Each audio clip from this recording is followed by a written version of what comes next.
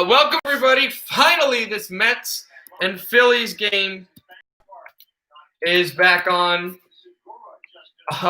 So DeGrom let up a hit the last time when I was not on. So now the Mets are going to have to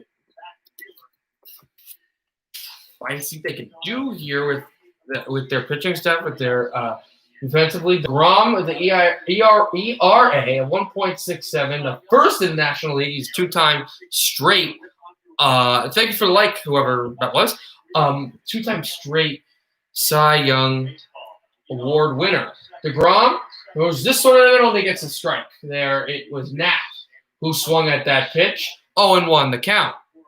The Red Sox aren't in the National League, but I'm coming once this game. We hope for the best for next season for the Red Sox. Okay.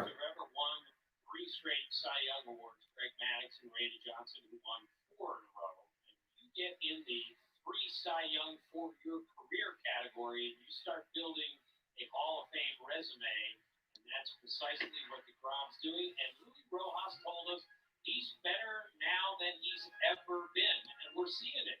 He's the first Met pitcher ever to allow 2. Hello, Hot Take Hockey. Oh my God! Thank you for streaming me. Thank you for rating me the other day. I will have some hockey tomorrow. We'll be doing the live stream. We're doing basketball. We'll be doing the NFL Thursday night.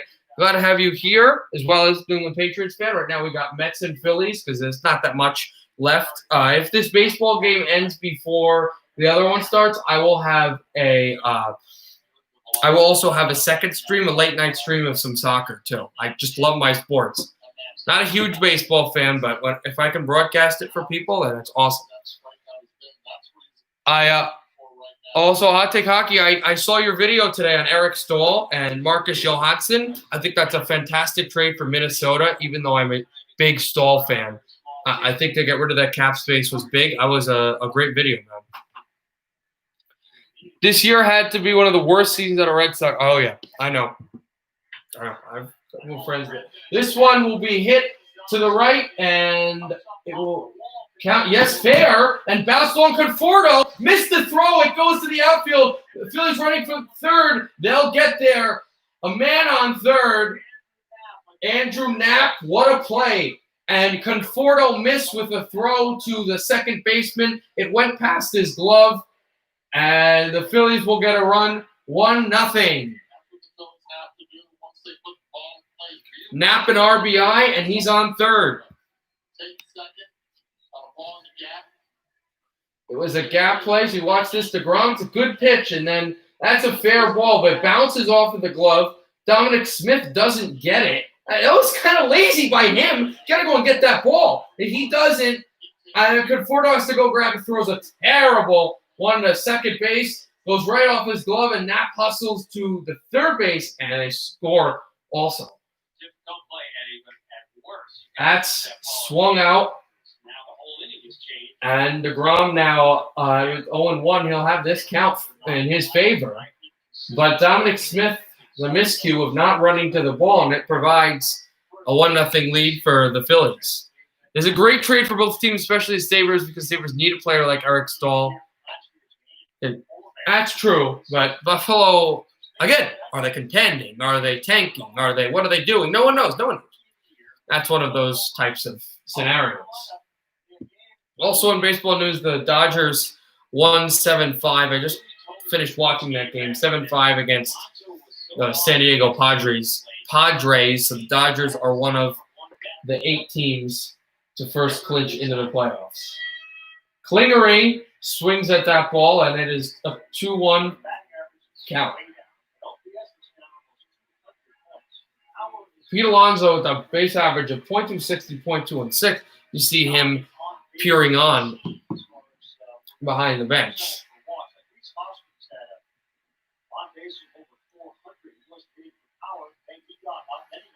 And this will be taken low for a ball, and it is a 3-1 count.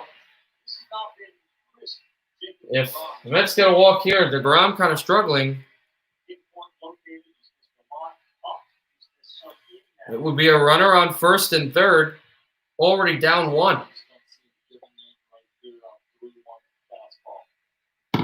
DeGrom down there. Oh, Klingery will take that ball to the dirt.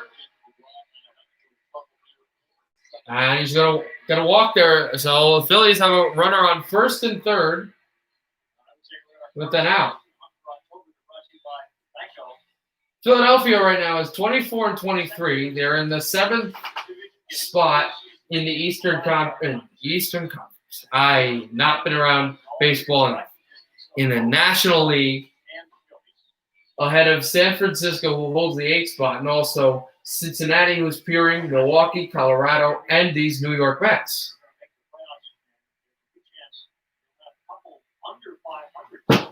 It's 1-0 Yankees right now against Toronto. It's a huge game for them.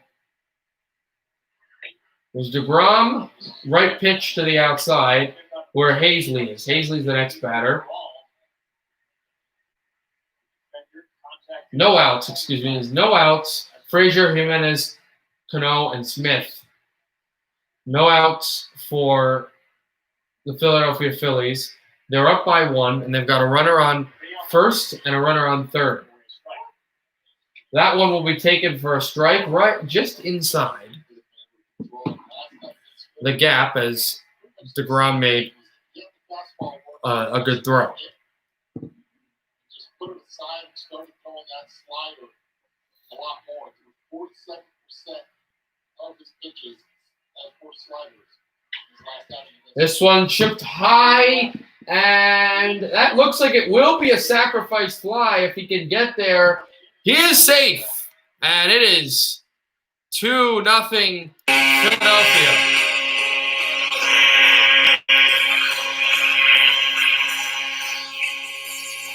Klingery, he was the one who set up the first run, and he gets the second.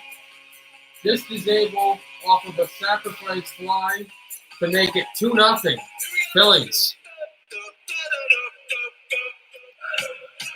Are you having a good time tonight?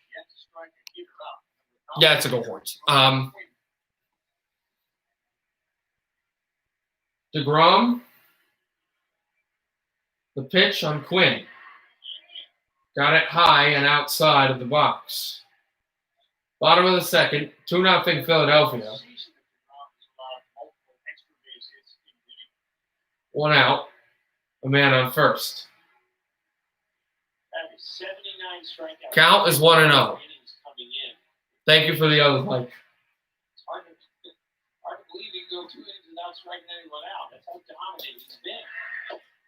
Swung out and missed for a 1-1 count. This Phillies team is at 35 swings and misses. He went 7 innings, gave up 3 hits, and only 1 run. He struck out a dozen in that game. He had 44 strikeouts in his last 4 starts, which is the most he's had in a 4-start span in his career. 32 years old, 1-1. Pitch and hit to right field. It's fair. Runner will go to second and then to third. So again, the Mets only got an out of this, and they're in a dilemma.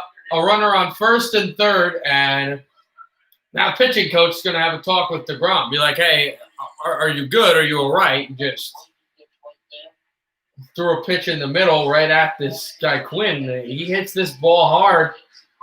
Shooting the gap. That's what the Phillies have been doing all game. Shoot the gap, shoot the gap. And they go there. And once again, a runner on first and third. They're up 2.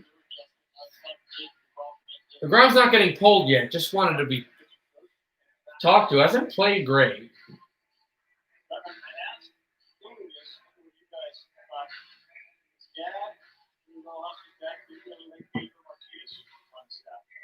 What is it like? You're probably closer to the manager. What is it like to manage a superstar pitcher like Jacob DeGrom that's different from everybody else? How do you deal with something like tonight when you're just so not used to this? You still know one thing, that Jacob DeGrom on the mound with the stuff that he has is a lot better than anyone else you have in the pen right That throw to the dirt. No, could have been risky for the Phillies. And attempted a steal, and they get the steal, actually. went in, and Quinn just stole second. The catcher's sleeping. So now somehow it just got worse. A runner on first and second instead of a runner on second and third instead of first and second. A deep sack fly probably brings him home. A bouncer down oh no. Right to the catcher, and the catcher wasn't there fast enough. McCutcheon, no, they call foul. Okay, I was a little concerned, a little confused if the Phillies we're gonna get a clean play there. They're gonna get another run, but what happened was it was called foul.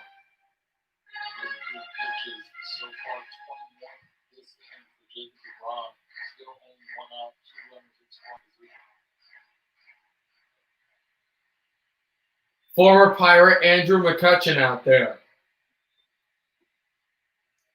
DeGrom nods his head.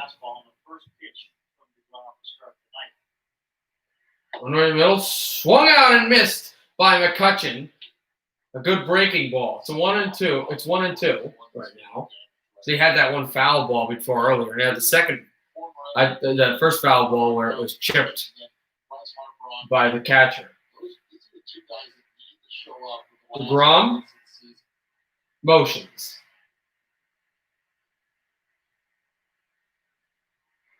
And that thrown low to the dirt. Michael Walker is getting ready potentially to come out there and pitch.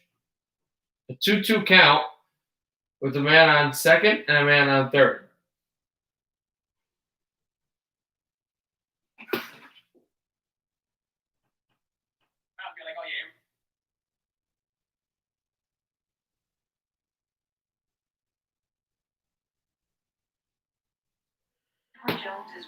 Hey Josh, just had a glitch with the television. I'm trying to figure out what's going on in the Mets game, and I don't see anything for some reason. All right, I'll quickly get onto another TV network that I have, so I can be able to continue broadcasting. It was a 2-2 from what I saw.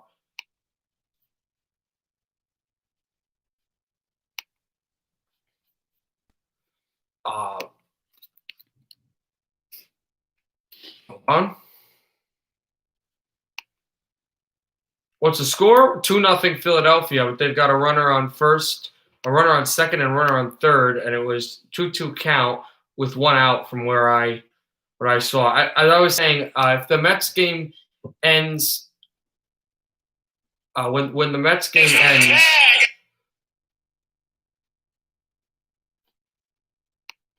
and here we go. They just got a run in there. It's 3-0 Philadelphia. Another run for the Phillies, and DeGrom lets in one here in the bottom, and it's still one out with runner on first and third. But Jimenez made a bad play. But Jimenez throws this off his foot, and oh no. Excuse me if I'm a little biased, but when I make my calls, but the runner slides into first to the home plate, and the catcher went down to grab the ball, but the guy hit the bat, and then he didn't even get the ball into his glove. He completely lost it. This is bad if you're a New York Mets fan like me. As I was saying, if this game ends before some other games that I was looking at before the streams, because I love to stream every day if I can, I will have a late MLS stream, unless you guys would rather watch. You know what? I'll keep on doing baseball. I will go for the Mets because you're a Mets fan. Thank you. I'll have the Mets for the rest of the game, but at the end of the Mets game, there is a late night soccer game, and if the soccer game is not over, I will have a little stream for the late game. I am really big into soccer. Harper out there This isn't good. DeGrom, the pitch.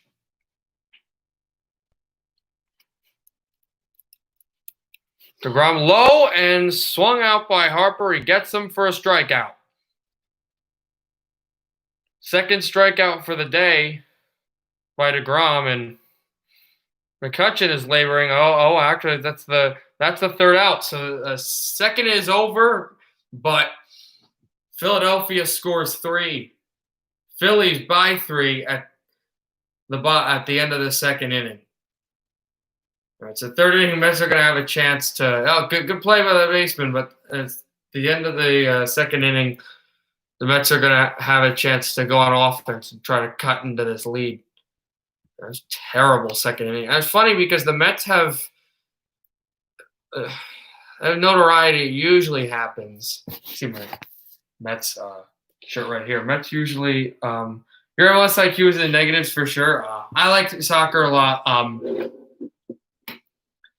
If you want,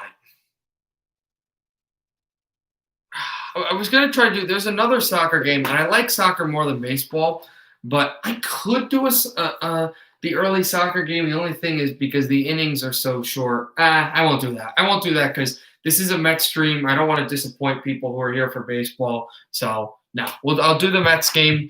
But at the end, if the Portland soccer game is still going on, I will do that game as well.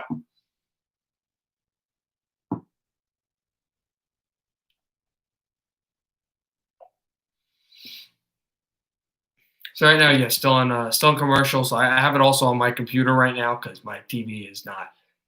My TV is working. ESPN for some reason is not.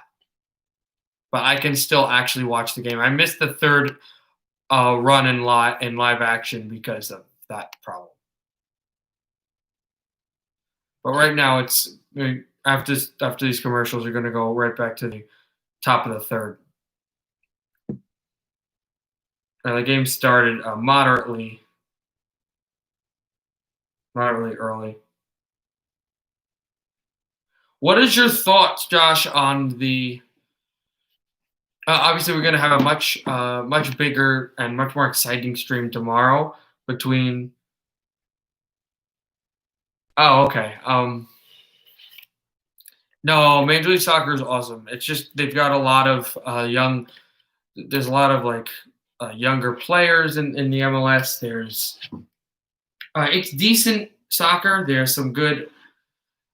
It's good defense, just like really any other soccer league. It's not as elite as some of the bigger ones, but it's a great league. Actually, you should go to some soccer games. I decided I should have a second team as well, even though I don't watch soccer as much, and so I chose like this. I chose the Whitecaps. So you should go to some Whitecap games if you have a chance. I don't know exactly where in Vancouver they are, but I know that they are there. I've been to my team though. My main team is the Red Bulls, and they're a decent team. They usually contend in the Eastern Conference, and I went to some Red Bulls games, and they're amazing.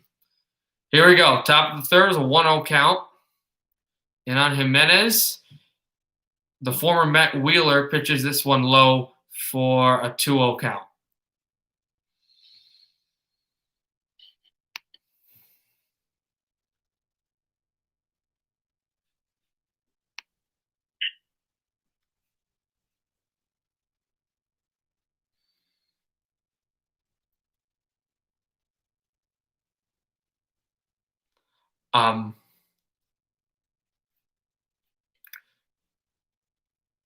Still for Jimenez with an opportunity to. What are the Whitecaps? Sorry, I have absolutely no idea. That's the soccer team for Vancouver. That is Vancouver's soccer team. And just excuse me for a moment. I'll still be on the stream, but I won't actually be commentating for a few minutes because I just have to. I have to look at something with my channel, and then I'll be commentating in a few minutes. I just have to see something.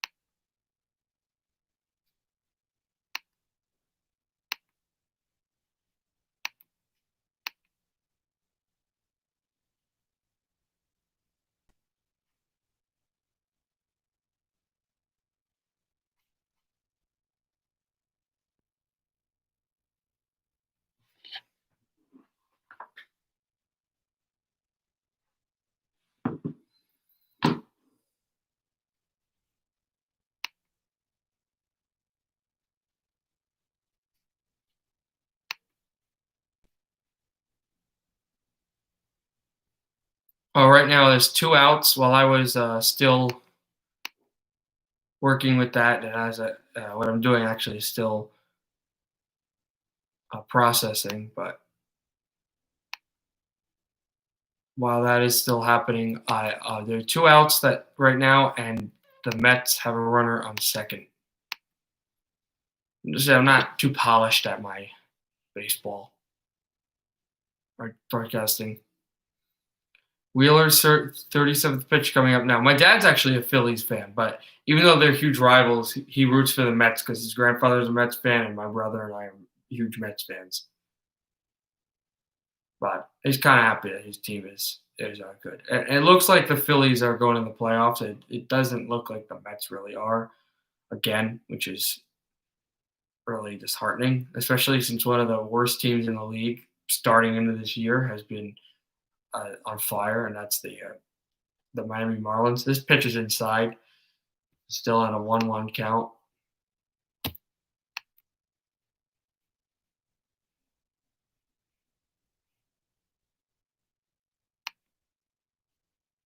While this is happening, I will also let you know on something that was happening before. What I was trying to explain on the Discord, if you had seen.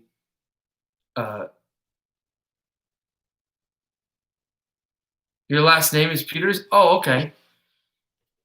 Yeah, obviously. And the new coach of the Washington Capitals, Peter Laviolette.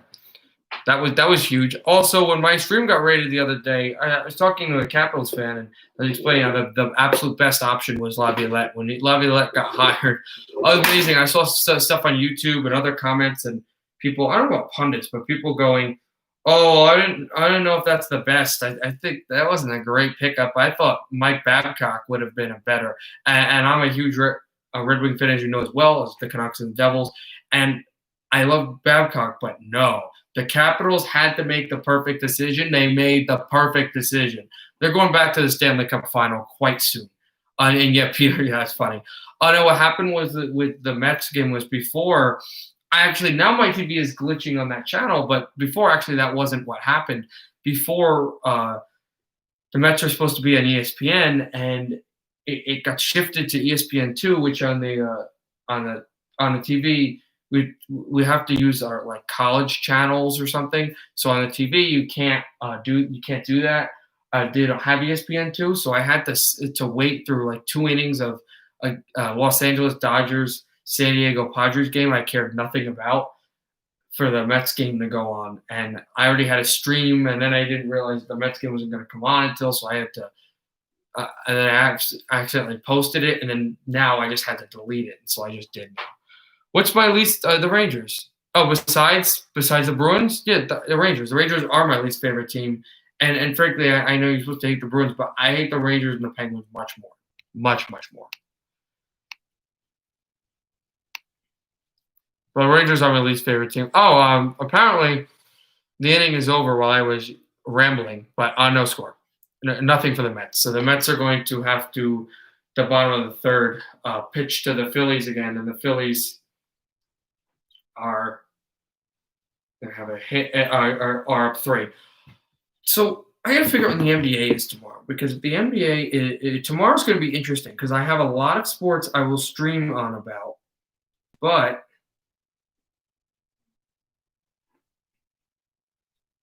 at the same time, obviously hockey will be preferential. But the good thing is tomorrow I don't have any classes. I have an assignment due on Friday night, but I do not have any classes tomorrow. So I will have a chance to do whatever needs to be done. Let me take a look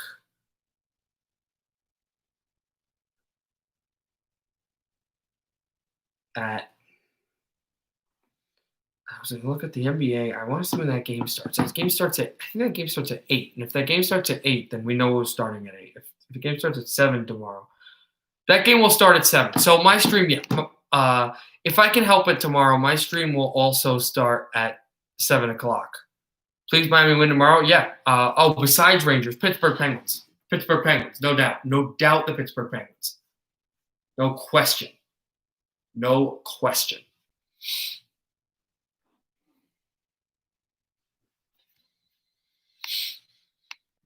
I respect them, but I do not like them.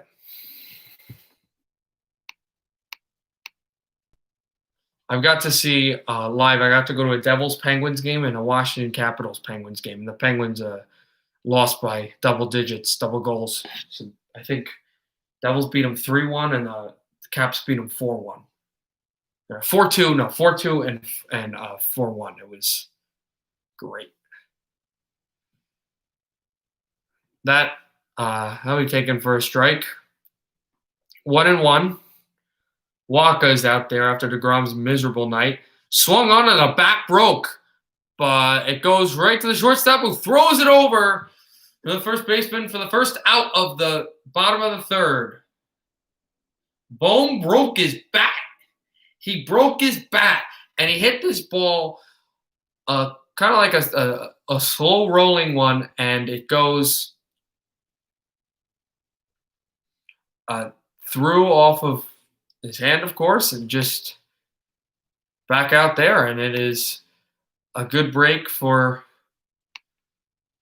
the Mets. Yes, but man, New York is not getting good luck. I mean, they had luck yesterday, but they're not getting that much good luck. Team hasn't gone to the championship game for New York sports since 2012, and the closest they've came to a championship since 2012 is actually the Islanders series, because remember the oh no, it wasn't. Did the Yankees lose in 7 in an AL championship game the other, or is that the second round? Am I getting confused? I don't remember if it was 2017, if they lost in 7 games, but one of those two. That's the closest they've gone. Thrown for a strike, and it's finally 3-1 after he tossed 3 balls into the vicinity. Waka, another one. This is going to be high and goes right out the outfield. And yeah, it's O'Neill who will take it off of Gregorius's high flyer. And there is nobody on base, so sac fly doesn't work. Second out of the inning. This would be big for the Mets after not a great first, third inning on offense. Come out with a defensively juggernaut play game. Again, Waka throws this to the inside, to the outside of the left, 1-0, the pitch. Steelers trash Philadelphia Eagles trash Pens. Phil's not too good. Flyers had their year and took the right. Yeah. I think the Flyers will be good in the next future. I could see the Flyers being good. They got their veterans, but they also are kind of a younger team, and I expected them to go far in the playoffs. I did not expect them to come into the playoffs that hot, and I didn't expect people to say at the beginning of the playoffs, this team can win the Stanley Cup. I expected them to be highly under the radar, and I think that's something that might have killed them. Swung out and missed, as that goes right inside.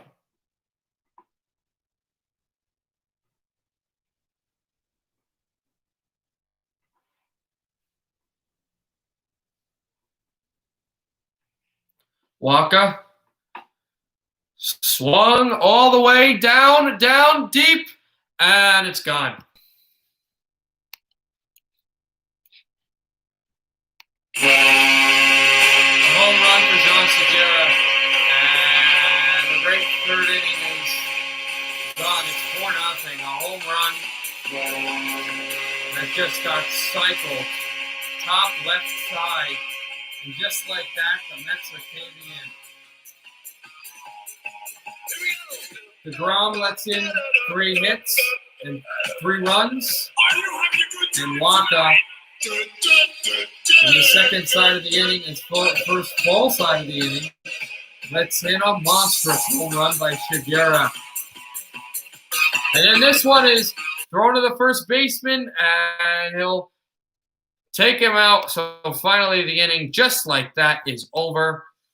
but the Phillies get a home run to make it 4-0 after 3. What's that goal horn doing? Because they scored. I love goal horns. I really do. I think that's what makes hockey, one of the reasons that makes hockey so special. I put their city goal horns. I do it for football. I do it for baseball. I'm going to do it for soccer later. I don't do it for basketball because the game goes so quickly. If there's a buzzer beater or something, maybe.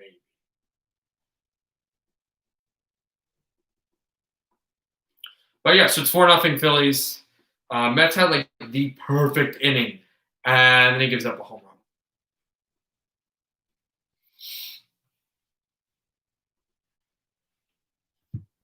So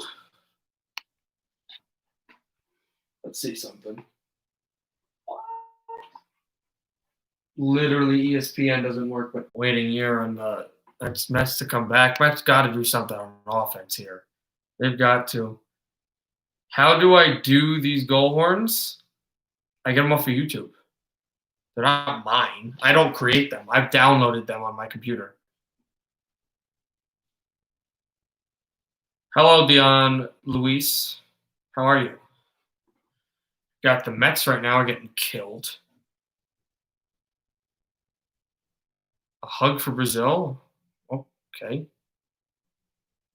Brazilian fan, like of the country? What do you mean, like of the country of Brazil? I'm confused.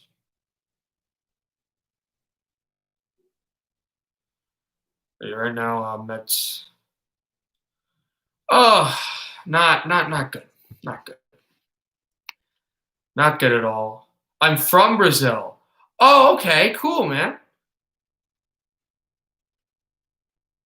You love baseball? I'm not a huge baseball fan, but I do enjoy broadcasting it there. Thanks for your transmission. All right. Dion Luis, what's your team? Are you a Mets fan, Phillies fan, or another team?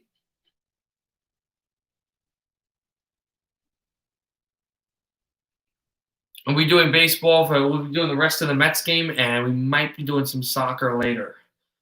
I'll check in to see if we'll do that. Oh, okay, interesting. I am a lover of baseball. Okay.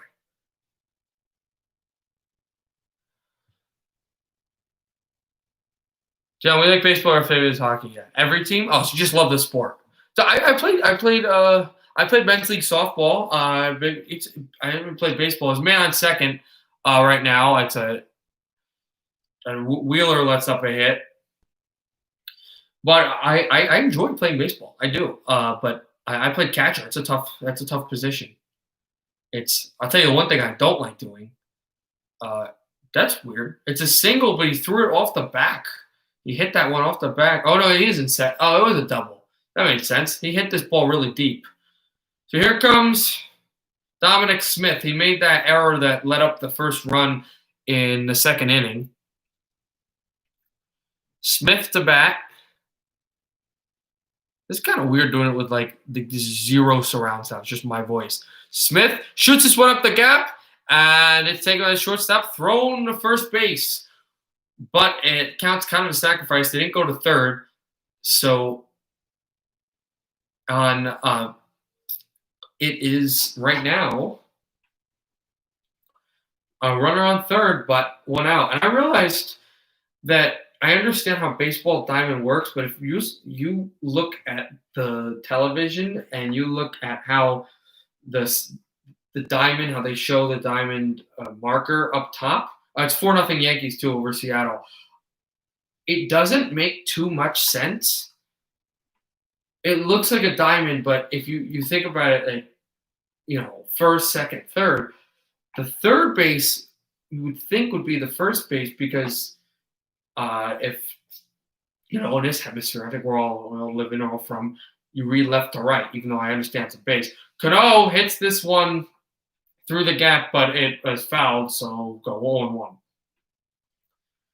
DeGrom actually, since last season, has the highest average fastball velocity, 0.1 higher than New York Yankees Garrett Cole, 97.1. He has a 97.0. 45 pitches thrown by Wheeler. DeGrom actually started this game, guys, but it's now been up to Michael Wacha, the former Cardinal, for the Mets because DeGrom didn't do that great. DeGrom let up 3 runs, but Wacha let up a home run. Let's go Mets. Okay, you played pitcher? Oh, I didn't know that, Josh. But now you play hockey. Yeah, I'm hoping that the Mets are down 4 right now, which is not good. 95-mile-per-hour pitch by Wacha, 99-mile-per-hour pitch by Wheeler. We'll see if DeGrom gets back there. Probably won't. Depends, obviously, if the Mets can score here on offense. It would be big. A sac fly, that I would appreciate a sac fly here because I always want to get on base and you want to keep numbers, but just to get something out of this would be nice. And shooting up the gap is Cano, and then lobbing it easily to first base for the second out. So now he can't get a sac fly. And now since he threw to third base, the guy off of third base is out. So now there's 2 outs and nobody on base. All that momentum flies out the window.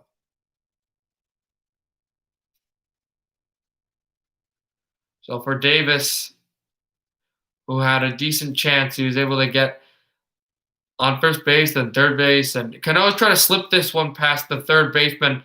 If he does, the Mets at least get a run. Oh, they did get a run. Oh, I didn't know that one got to home. Oh, they didn't show the guy running to home base. So they do get on the board. It's 4-1. Frazier pops this one down to the pitcher. Easy throw right to first, and the inning is over. But the Mets are on the board. 4-1. In the middle of the 4th.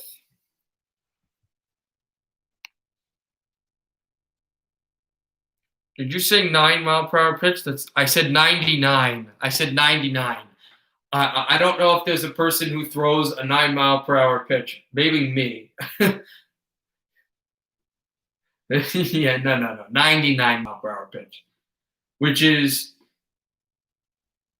that was what he's throwing today.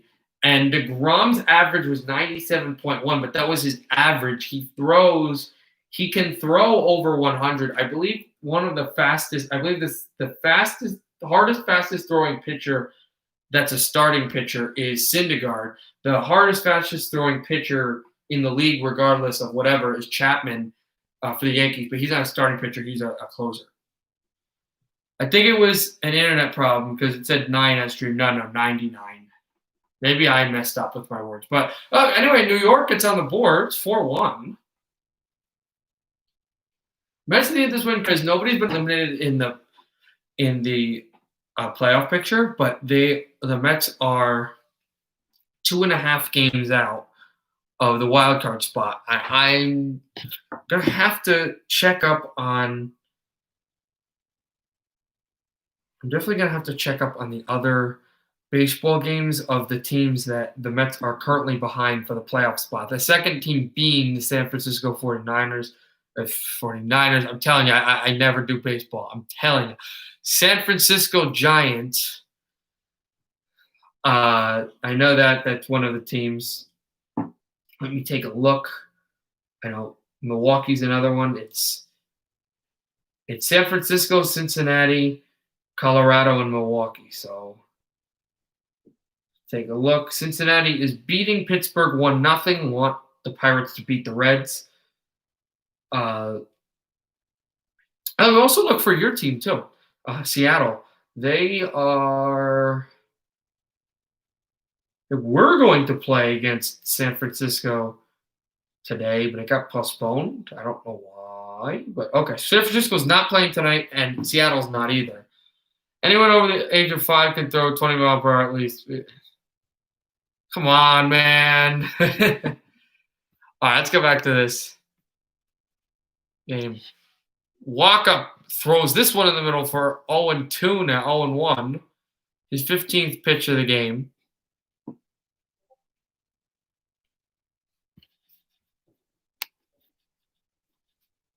That's what it was. I'm not providing names because I don't know names that well. Baseball's not my strong suit. But on ESPN, they provide the names for you, and I didn't see any of the names of the players or any of pitch counts and certain things, and I just realized that I was on MSG instead of ESPN or SNY instead of ESPN. So now I can figure this out, and then once again, now it's off. Okay, and Kingery waltzes to base off of a hit through the middle. They're on second. All right, they're showing some highlights between Boston and Miami. Oh, God. More from the Marlins. Marlins 6, Boston 1. Jorge Alfredo just ripped that one in. Now also highlights between the Yankees and Toronto, and the Yankees are just bashing the Blue Jays. 4-0.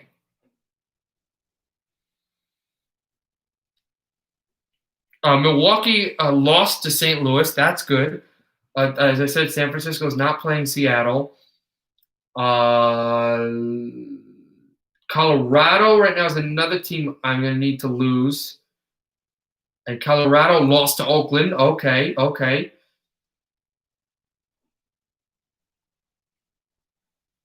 Should the Mets can come back?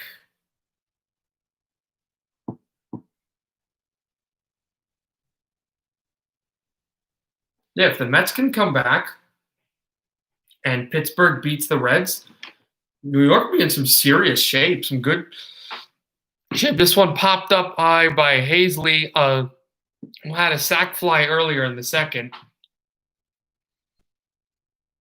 A 2-1 count.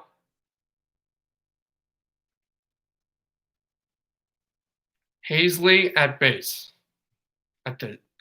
At bat. 1-2 count. Hazley swings that and gets a grounder over the shortstop. Easy throw to the first baseman, and the first out of the game goes out of the inning for New York. It goes to them, but he was able to hit his teammate to third base. So again, the Phillies are in scoring position, up by 3. It's 4-1.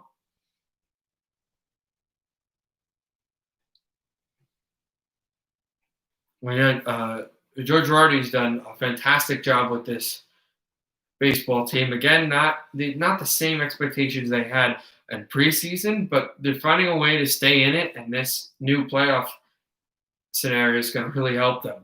Walker run low and swung at, and it'll get a strikeout there. 0-1, his 22nd pitch, and because Waka is counted as a substitute pitcher, they're already warming up Shrev. Here is Waka. Pitch at 0-1 count, swung out and missed for 0-2.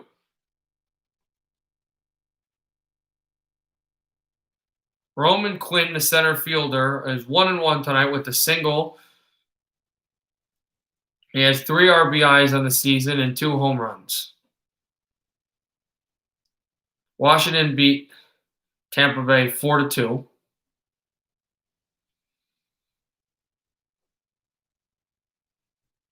Here's the pitch. Waka got him swinging again. That'll count as a strikeout. He got him swinging 3 straight times. That doesn't happen often in baseball, but it worked for Michael Waka. Just power pitches. Just right through. And just complete obliteration there.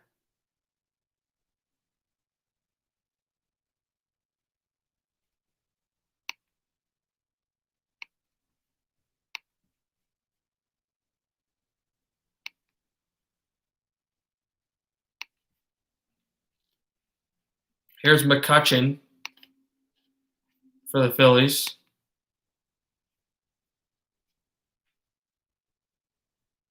Okay. So you said it wasn't an 8 you said 99. Okay. Boston, Miami, 114, 117. That's your guess, or is that overtime? I can't remember if that was the overtime. I think that might have been last. Yeah, that was last game. And we hate Colorado. Yeah, Colorado. I don't mind the Rockies, but they are not. That's not good for the Mets because they're ahead of them in the wild card race. Oh, you're saying MLB scores for some reason. I keep thinking it's hockey. No. They're showing highlights too. ESPN does a really good job of like going right through with the highlights and just like showing them immediately. Runners off. And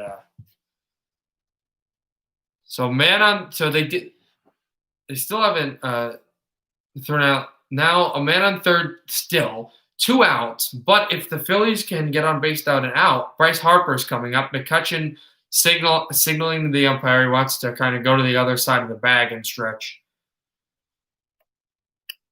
Coach is motioning with hand signals. No one knows, of course.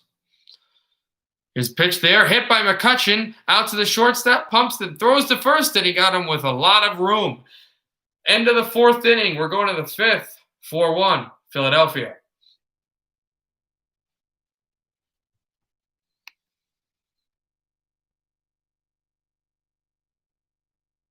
Yeah, well, the other thing I'm saying with that is, like, I'm not a huge ESPN fan, but they do that better. Like I usually watch the Mets games because Mets games usually aren't on ESPN. I watch them on SNY. I don't really know.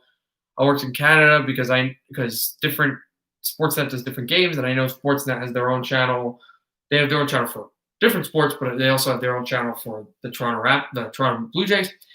But in the United States, they do, which you probably know too, with your family lives in Baltimore, or Maryland, but baseball is like one of the rare sports they do. They create each team is like a separate channel usually, or just for the team. Sometimes they share them. I think a few teams share them, but in New York, MSG does not have a baseball rights. They're not shared. Yes owns the Yankees. That's like the number one thing. They also have the Nets, and they have the NYCFC, the soccer team. But the thing is, the Yankees, like, that's their whole thing. And SNY has the Mets. So if I ever watching a Mets game, it's SNY. It's on SNY. So I had SNY, and they don't show the other highlights. Sometimes they talk about it, and they don't like pull things in. But ESPN, like, bam, bam, bam. Here's this, here's that, stats everywhere. Highlight here, highlight there. I'm like, wow, thank you. Because if I have the volume down and I'm trying to broadcast, I'm trying to act like I'm knowledgeable. That's really helpful.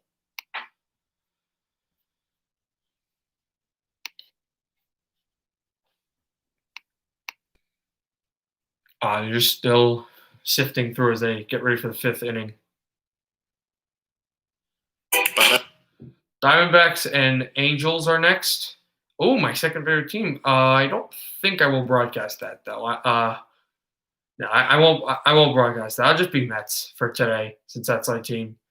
Again, I'll track that game, but I will not broadcast it. I will just go right to the soccer game. So let's see how that's going. Let's see if that first soccer game is out. It started yet? I think that first one will start at 8:30. If this Met game starts before, the first soccer game starts at 8:30. It hasn't even started yet.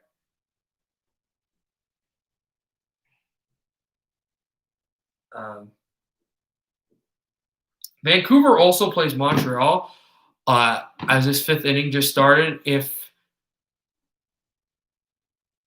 Vancouver is playing on this app that I use, if I can find that game, because it's like really hard to find it, usually have to pay for in my area. If I can find it though on this site I use, I think I'll broadcast that game. I'll broadcast like a bunch of different soccer games, and I'll broadcast that game as well. I'll see if I can do that.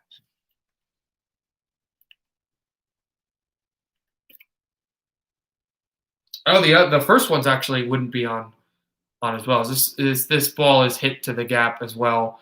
McNeil is 0-1, and it's a foul, so it's 1-2 right now. We have Sportsnet Flames and Oilers here. That's right, because you're in Calgary, I think, still. We have hockey like you have baseball. Oh, okay. I mean, that's kind of the same way we have hockey too, but it's just MSG owns the Rangers, Devils, and Islanders, but then you have like MSG Plus and MSG Plus Plus. And I don't think the Devils have ever got like the Devils broadcast. I don't think has ever been an MSG. It's on MSG Plus, and if the Knicks are playing, then the Rangers will go on MSG Plus, and the if the Knicks are playing, the Islanders are playing, and the Rangers are playing, the Knicks will go on MSG, the Rangers will go on MSG Plus, the the the Islanders will go on MSG Plus Plus, and the Devils will get slapped down to MSG 2. Like they're not even looked at.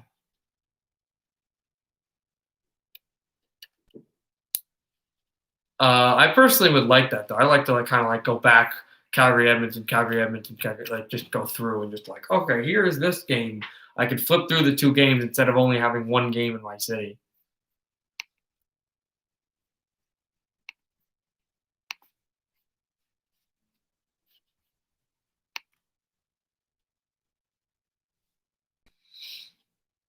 All right. Right now, still 1 and 2. A runner on third as well. Now they're showing some highlights from the Yankees game, and now it's more than 4-0. Judge just slammed the ball into the seats, 6-0. Actually, that was Voigt. Oh, Milwaukee. Okay, here we go. Milwaukee and St. Louis.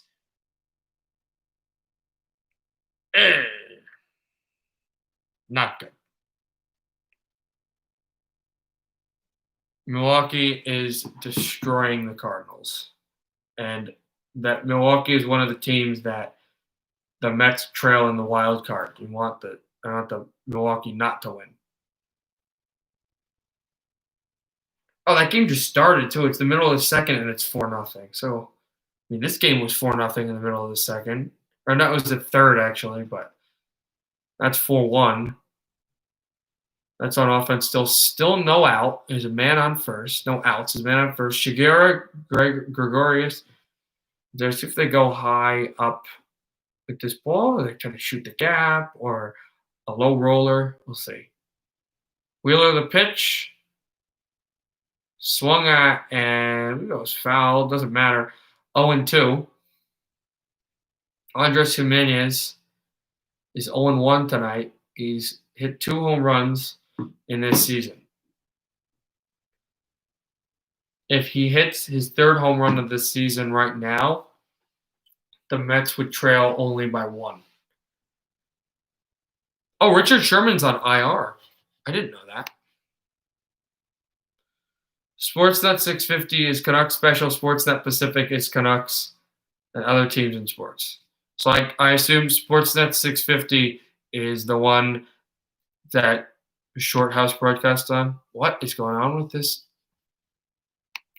thing again?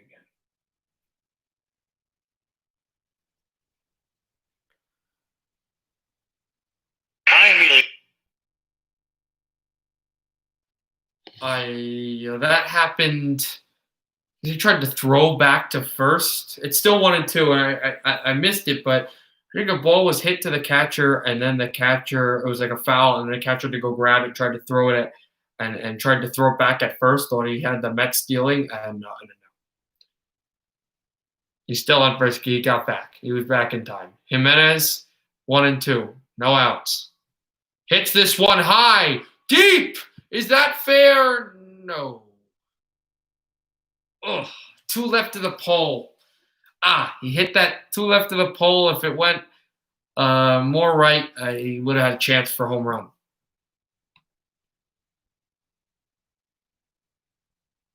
Oh, and the Big Ten is going to have football back today. Awesome. Unanimous decision. You want to be healthy, but I'm excited to see some college football. He does Pacific and sometimes regular sports now. Okay, sometimes I don't know how his channels do. I really like his broadcasts. And that's true. He also does Hockey Night in Canada. I saw him do that one game this year when the Jets won in overtime in Chicago. And he was doing, and I have NHL TV, so I can go. Oh my God, with this stream, so I can go and see as many. I can see as many games as I want because I pay for that. And so I was watching one night. I went home and relaxed, and I was watching the Hockey Night in Canada. And I was wondering, I was like, okay, so Houston's not going to do that game because it's a Western. You wonder who? And then Shorty was doing it. And I was like, oh, it's kind of cool. Blackhawks had a good game but they just couldn't finish. Shifley. My favorite broadcaster is you know who. Me. Yeah, that's right. I was thinking who, and I remembered it's me. I will tell you, I'm believing more and more in myself as a broadcaster, but I'm also looking at things and going, man, that didn't sound right. But favorite broadcaster that's like official broadcaster for the NHL, like has a contract or whatever, it's not going to no question. But I am appreciating myself. Why aren't these broadcasters like Legler and such allowed to be at the game? Throw off the gap. They're going to try for a double play. They don't get it, but they will get the first out. So the man on first stays. Jimenez goes because he was thrown back. No, Jimenez stays at first. It was O'Neill who was thrown out at second. So Phillies get it out, but they still have to contend with the guy on base. If that had worked, then the batter at the plate would have a chance to tie it.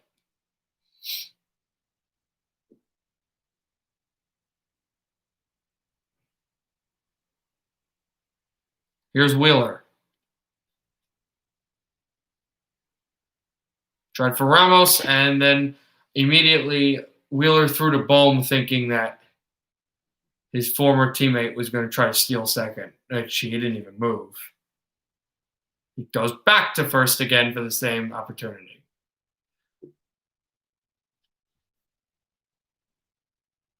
Ramos 0-1.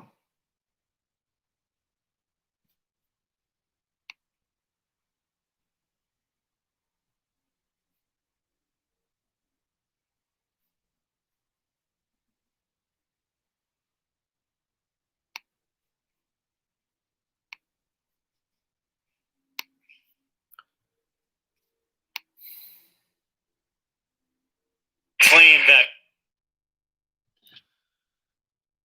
Top of the fifth, still 0-1. He really thinks that Guerrero is going to try to steal, and he might because he's like way out, and he keeps looking back at Wheeler. But Wheeler's going to go for the pitch here. Ramos swung and missed, and it's 0-2. But guess what? Guerrero didn't try to steal.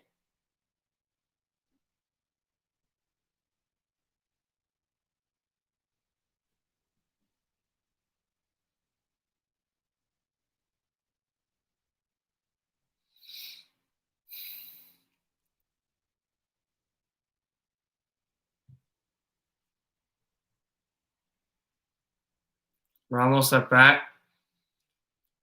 Chops this one up close. Pitch for the double play. Yeah, they got it. Phillies out of the inning. They tried it first. It didn't work. They're going to go to the bottom of the fifth, and the first Philadelphia player to have a chance to hit the ball is going to be Bryce Harper, then Alec Baum, then Gregorius. Oh, that's Didi Gregorius? Oh, I read that wrong. That's the former Yankee. I remember him. He was pretty good there. I have a lot of business to do sometimes today. I'm hopefully going to try to stay to the end. I think I will. Well, if you want to do it now and exit the stream, you can do that now because, as I said, at the end of the stream, I'll probably close the stream and immediately make a new one, like immediately for the soccer one. So, I know you don't know a lot about it, but it's really exciting for me. But if you got to do something, man, that's more important. You do what you got to do. Let's take a look at the teams that the Mets trail again in the wild card. Milwaukee is still up 4-0 at the end of the second, the bottom of the seventh. Cincinnati's going to have a chance to get more runs, and they are up 1-0.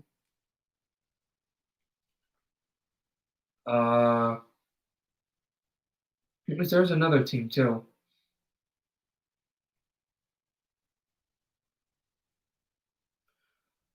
San Francisco, Seattle is playing later. I didn't know. I thought it was postponed. San Francisco and Seattle is playing at 9:45 Eastern time. So hopefully your Mariners can win. I'm really rooting for you guys because we need San Francisco to lose. And then, they have double headers. That's why San Francisco. That's right. St. Louis won today in their first of the double headers, but Milwaukee is winning right now. Yeah, so it's just San Francisco. I guess they were trying to have a doubleheader earlier today, but it got postponed. So they're only going to have one game. They're going to need Seattle to win. I'm going to. So that's what we're rooting for. If you're rooting for, okay. So if you want to root for teams to help me as well, you want to root for St. Louis. You want to root for your own team, the Seattle Mariners, who are playing San Francisco, and you also want to root for the Pittsburgh Pirates, who are playing Cincinnati. I need those teams are in the wild card that are playing them. I need those other teams to win so they can make it easier for the Mets to have a chance to get to the playoffs. Wait, wasn't Colorado? Oh, wasn't Colorado playing too? That was another. Yeah, that was another team I needed to lose.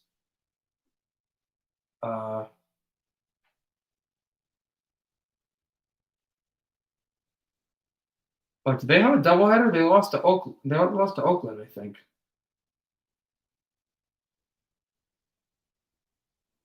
Yeah, they don't have a doubleheader. They are another team I needed to lose, but they lost to Oakland, which is good. All right, I think it's back. I think we're back in business.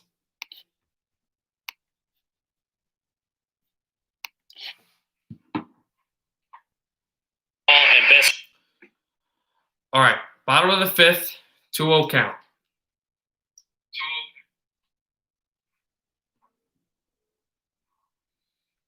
Every time I exit off of this side where the game is on the computer, since I can't access it on the television right now, it keeps glitching out and I have to reboot it, so I miss some plays. As Harper hits this one high, close to the wall, and then glove down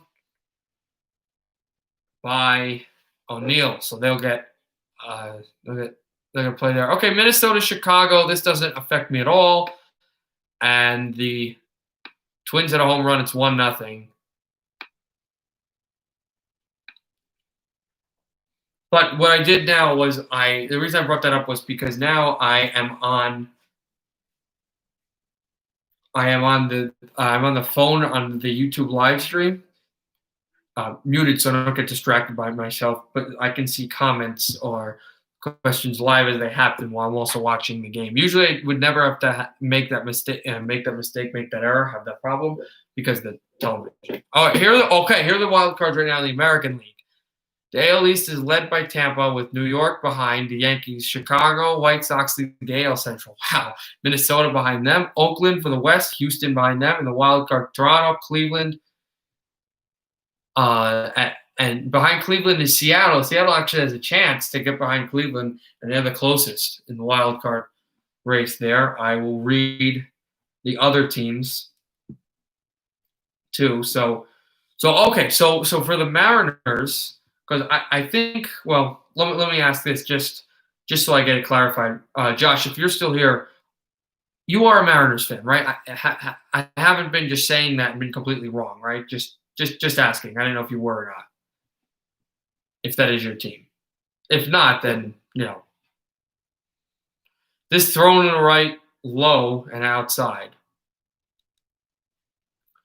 1 out, full count. Gregorius up to bat, then that chopped right to the glove of the third baseman will throw this one for an out.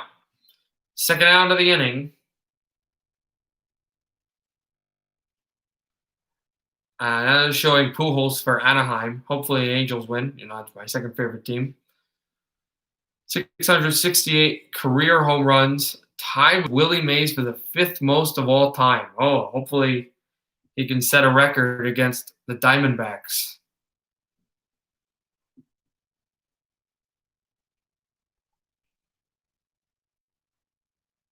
"4-1 Philadelphia."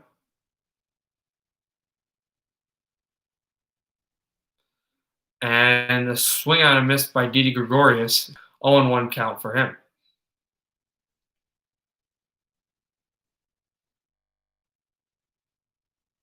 And then swung in for strike 0-2. Good. On some soccer game the other day, Paris Saint-Germain played the superstar Neymar, got red carded for a potential racism incident, and there's no place in sports in the world at all. It's just mind-boggling how you can even think of that, how that can even cross someone's mind.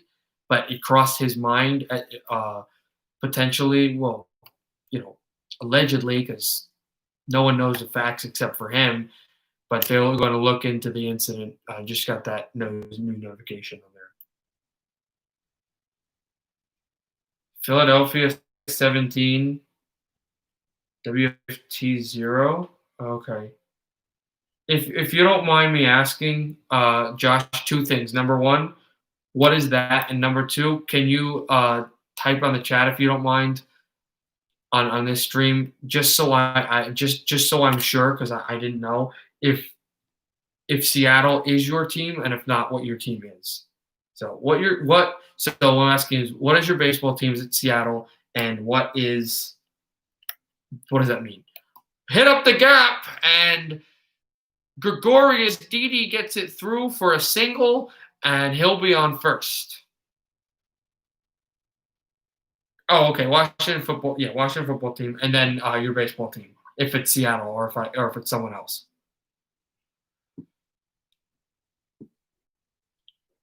Shigura will be up at bat. He's hit 6 home runs in the season. He hit a solo home run, a double, and a run today. He's had a really big game. Shigura swing and a miss, and it's 0-1.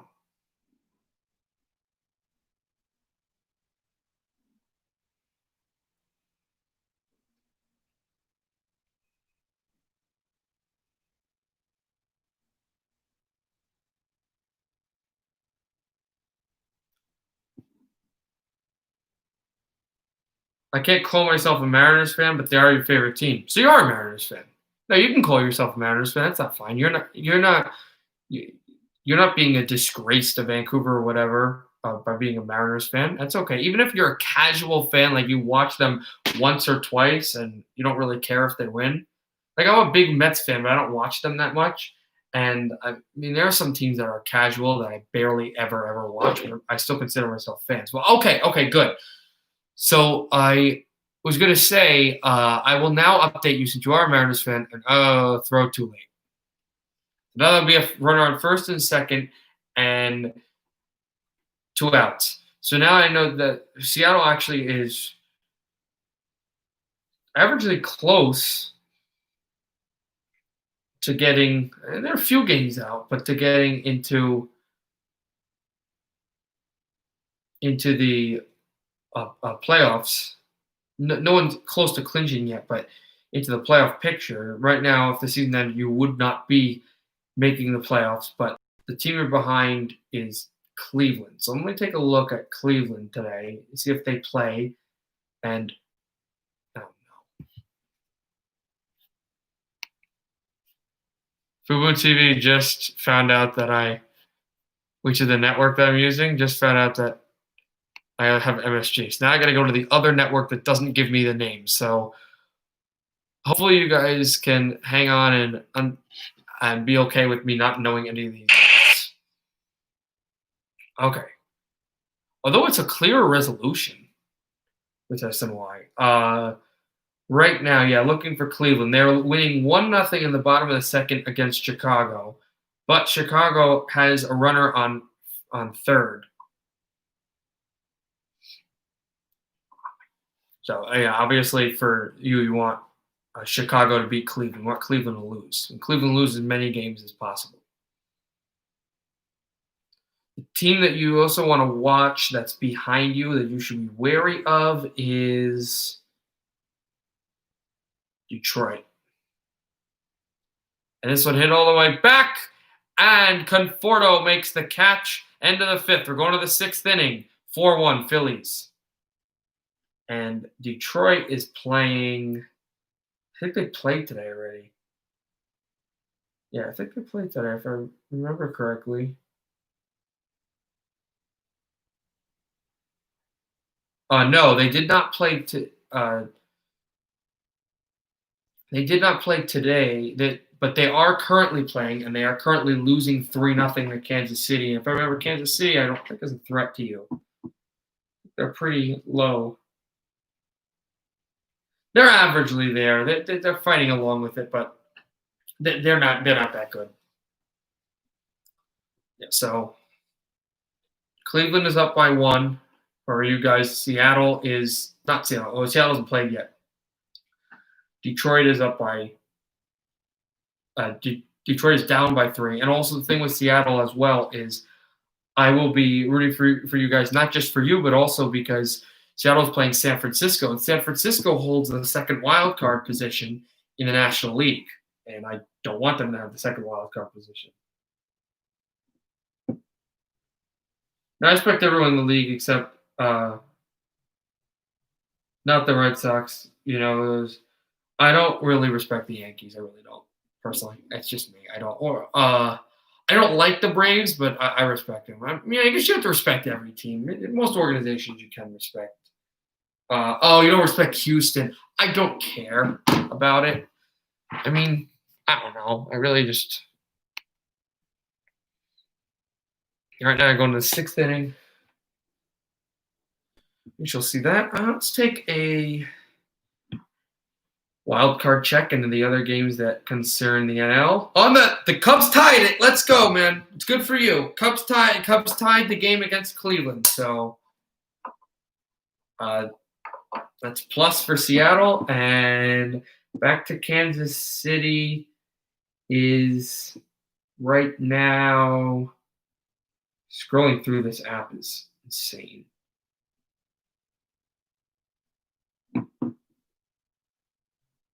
Still up 3-0, like the middle of the seventh. So they're also in a break. They're on the seventh inning stretch.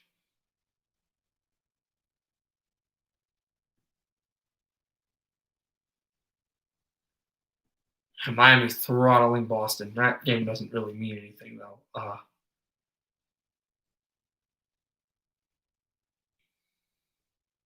Cincinnati is still up 1-0 in the top of the eighth.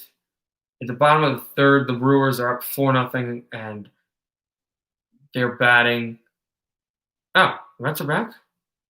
Oh, Mets are back. While I was looking at the phone, Brandon Nimmo got a big hit. He's on second with no outs. They got the guys second and third for Milwaukee.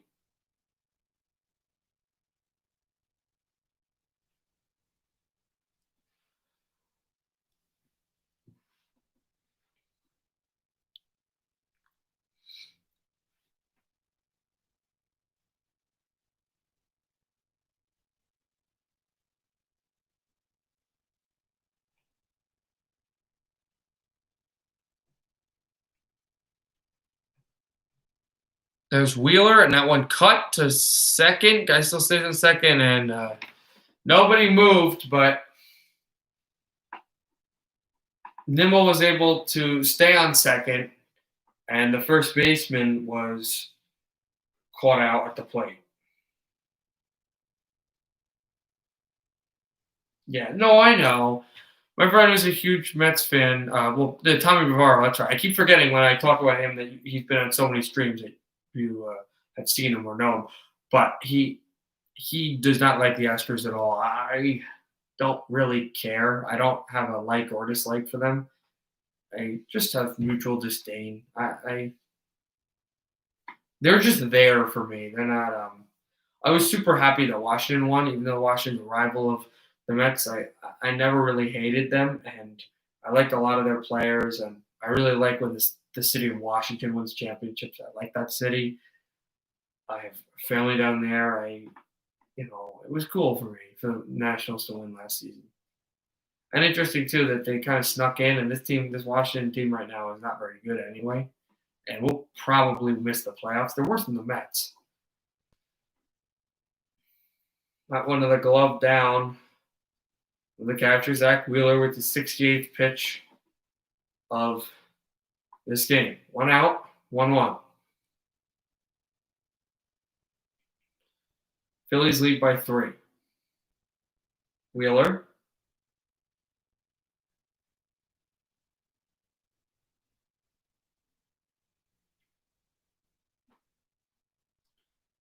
Sits there, and he'll throw his pitch, and that's outside to the right. 2-1, the count.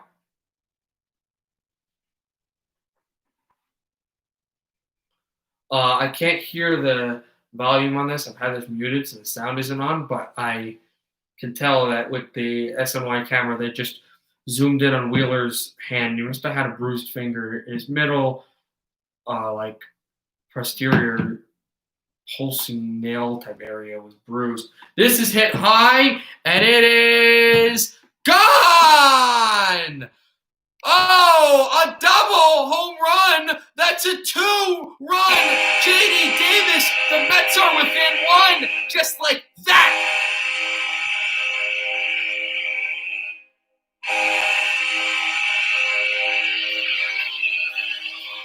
That ball is gone, and the Mets are within a run. What a hit by J.D. Davis.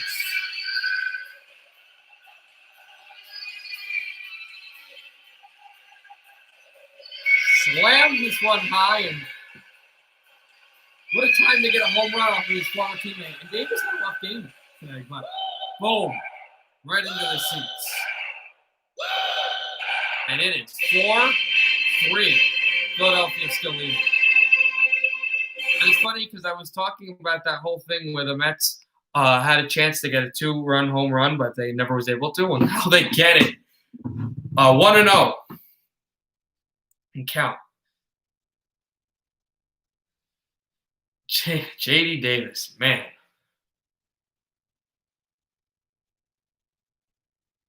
I know you wouldn't play the Rangers. You would go, I know you hate the Rangers. No, it's not that I hate the Rangers. It's because the Rangers horn goes with the Yankees. There's specific teams that go with specific horns. That don't. Yeah. If I was doing a Yankee horn, I like the Rangers go horn a lot, and I like this song a lot. And I also know that they haven't won a Stanley Cup since they had that horn and song. Well, not that horn, but that song.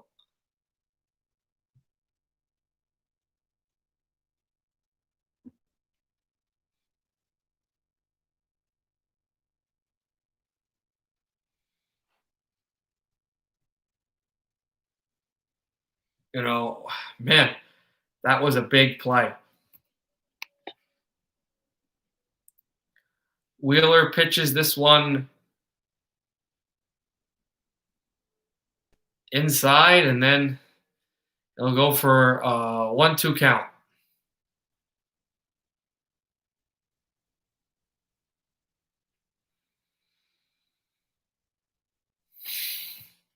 Throw it left. It's a wild pitch. The Mets are going to have a chance to get to first base. They will. Dominic Smith off of a wild pitch, and the tying run is on base. The potential leading run is at the bat, and here comes the coach to have a talk with Zachary Wheeler. Yeah. You do? Okay. I didn't know if you were one of those guys be like, that's a disgusting horn. I hate it. It reminds me of that. Okay. That's fair. I like that. It's my favorite goal horn and song in the whole NHL. It's awesome. That is very fair point. All right.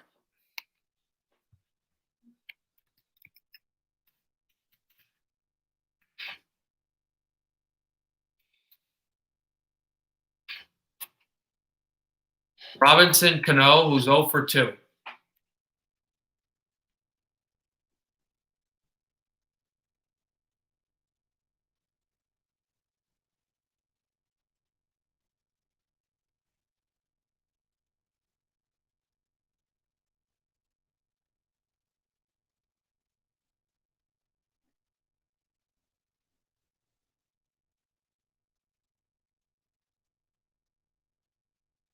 Cano takes a ball to the left for a ball. Adam Morgan is warming up on the bullpen. So if the Phillies get out of this inning, especially if they get out unscathed as you can be after giving up a 2-run home run, that is good. The only horns I really don't like Carolina's. That's one. I have a goal horn, a video also on my channel. It's one of the first videos. It's along with the favorite team video, but don't look at the favorite team video. That was when I just was like pulling up random teams. I kind of was, I don't know. I just was thinking of it, and I do have to do at some point. I do have to make an updated favorite team video. I'll probably do it on a live stream. I think I might. I don't know when I'll do it, but I think I might do it at another time.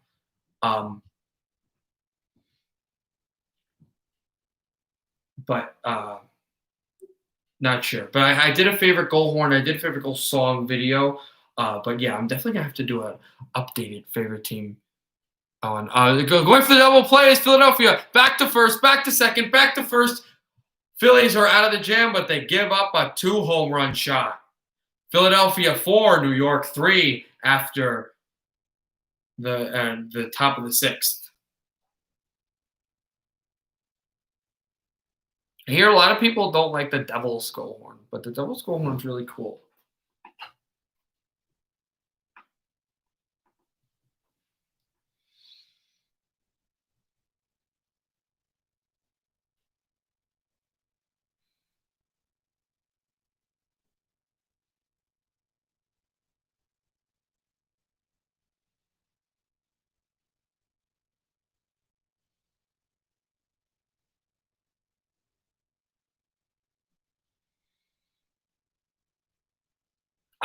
So right now at commercial, let's look at some more scores as we wait. Top of the 4th, it's 4-0 Milwaukee. Bottom of the 8th, it's 1-0 Cincinnati, and because they're home, Pittsburgh's only going to have one half of an inning to tie or try to take the lead on the Reds.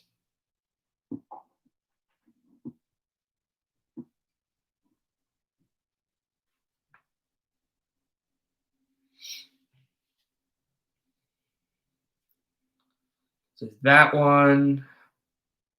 Of course, the Milwaukee did lose today in the first game, so it's not great that if they win, but the fact that they at least split, that they did lose a game today is good. Oh God, Yankees are just taking it to Toronto. For you, the wildcard games you'll watch, Kansas City is still up 3-0 at the top of the 8th against Detroit. They're batting right now.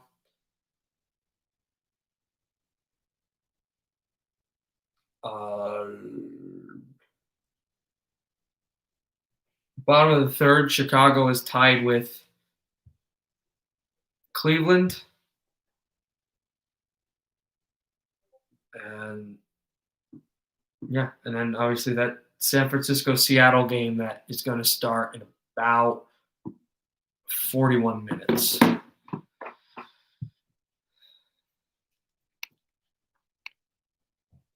Wheeler, right in for a strike.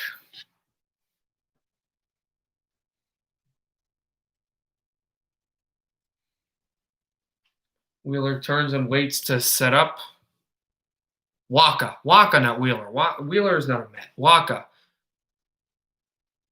And he got him swinging. Kingery again. 1 for 1. He got a run, a walk, and a double. Kingery did, but right now he's facing 0-2. Mets are starting to get more aggressive. Like they started bad, but they're starting to have a more aggressive pitching style, a more aggressive defensive style, hitting. And the last few years, the Mets have really had the Phillies numbered. And 3 straight strikeouts. There you go. And already the Mets have won out.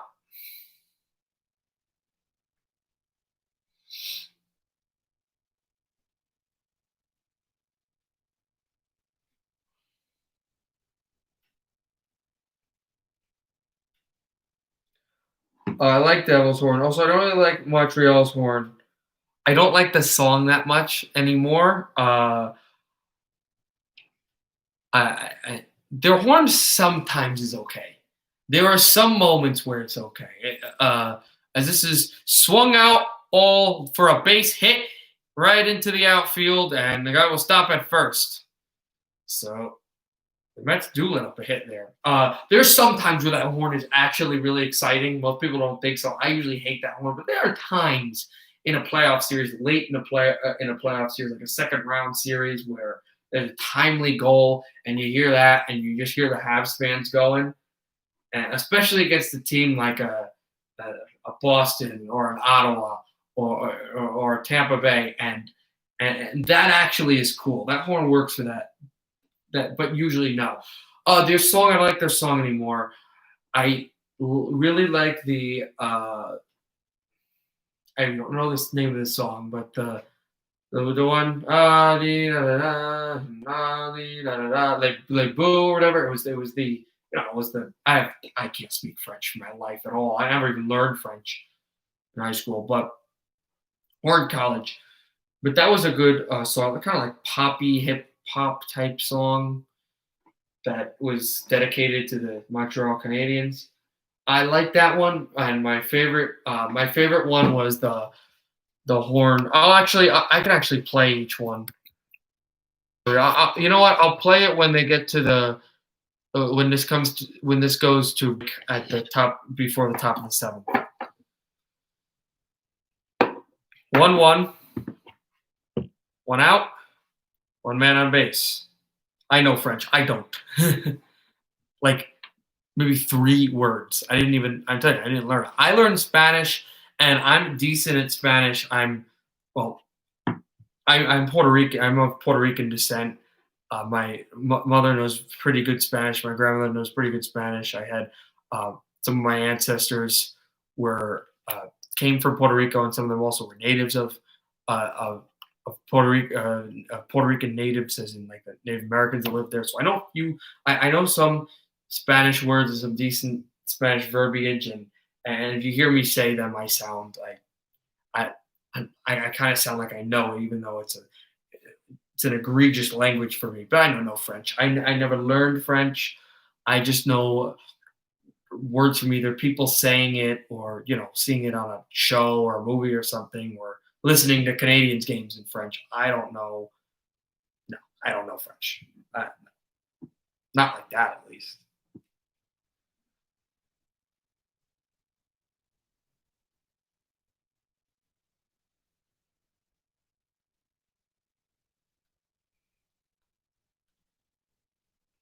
All right, here we go.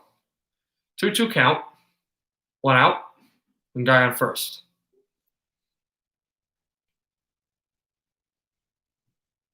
I have 3 friends from Quebec and 5 friends from Russia, so I speak both of those. I don't know any Russian, and I barely know French. Yeah,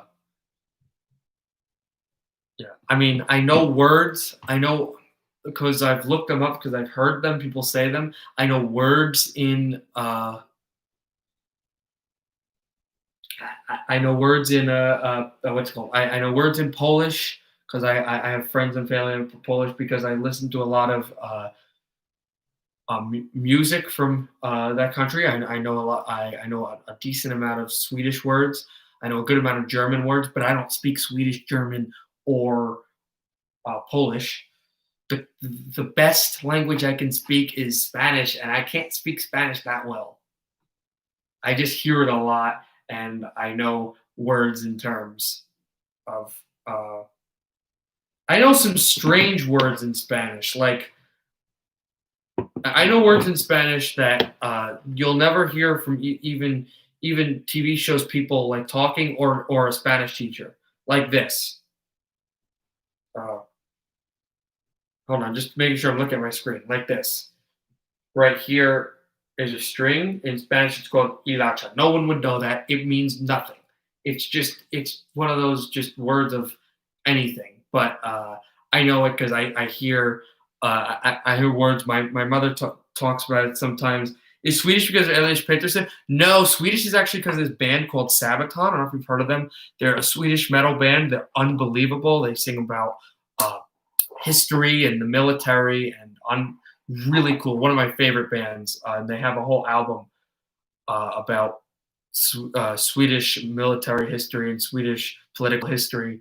And they have the one album in English and they have the one album in Swedish. And I usually go and work out and I listen to that whole album in Swedish. So I'm really like an hour of just hearing just Swedish language.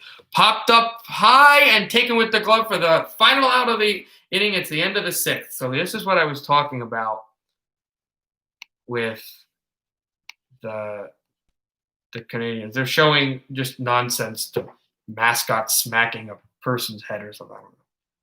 I don't know. Although I like listening to languages too. I actually was doing two different things with the whole Russian but yeah, I don't speak Swedish. I just know the words. But I was listening to another band, another metal band, Kapak Radio, I think they're called, and they're Russian, and they were singing. Yeah, it's good. It's good. Sabaton. That's what they're called. And there's another band called Brothers of Metal. They're really good Swedish metal bands. They're very, very good. But I was listening to K-Pop Radio today. I think it's called that, or the K-Pop Radio. They are a metal band from Russia. So I was listening Russian today, and I was also listening to some Finnish hockey calls. I was listening to Finnish today, but I don't know a word in Finnish. I don't know a word in Russian. I know words in German and Polish and Swedish, but I don't speak them. And again, and then the last thing before I play the goal thing was, since I do know Spanish, I do end up saying things like to people in a house where, like a little charger box that you plug into the wall. I don't know what they call that. Charger box. I guess it's just a box or a plug-in. And around the house, everyone says, even my father, is of no Spanish descent, goes, "Where's the enchufe? El enchufe. El enchufe is charger box or whatever." But no one even knows the word. Just like I did it the other day in college. I said, I have the enchufe over here. People looked at me like I had great. It was like, "Oh, sorry guys, that's Spanish. It's just a charger." Sometimes you're so wrapped up in a language that you don't really speak, but you know it well enough where you say things, and then you have to remember that not everybody else speaks it. Okay, here we go. This is the first. No, this is not it. This is not it. This is it. So this is the first song. Right, of course. This is the first song. I do like this one. And then this is the second song that they used to have in 2008 and before 2003 actually as well. I don't know if it was 2008, but I remember they used to have it for the Canadians. And this is probably my favorite. What's happening? Oh, Mets nearly hit a home run, but it went to the guy was able to make a catch. Just to quickly do this one. This is the song I used to that they used to have. This is probably my favorite Canadian goal song. Sorry, I had to skip through it. This one.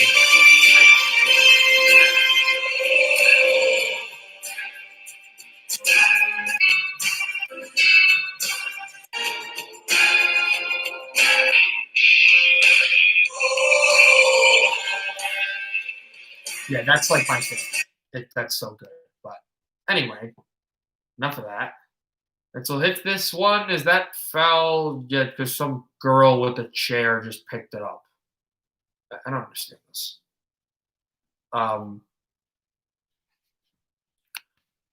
But that will count as a foul. Ball. At the top of the seven. No. And that's also impossible as well because the Mets are batting or not the Phillies.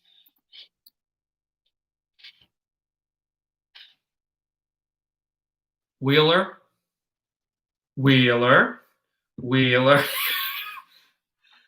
I mean, this is just stupid humor. He will go in and the pitch. Taken inside for a strike. Man, that box is wonderful to see. I don't have to guess. Thank God that box has been there for years and years and years.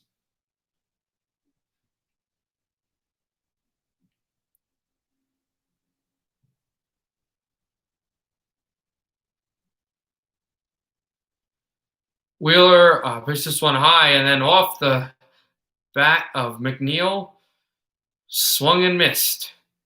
That'll be the second out of the top of the seventh.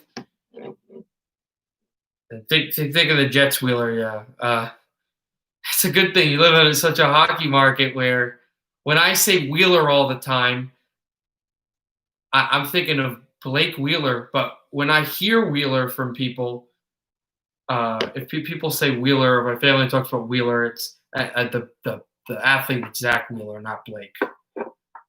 Yeah, Blake Wheeler's a good player. Former Bruin, too. How many times is this guy going to get on a bat?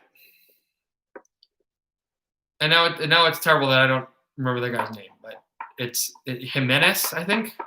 Jimenez. It's got to be the fourth time he's up to bat, and he's had really important bats in this whole game.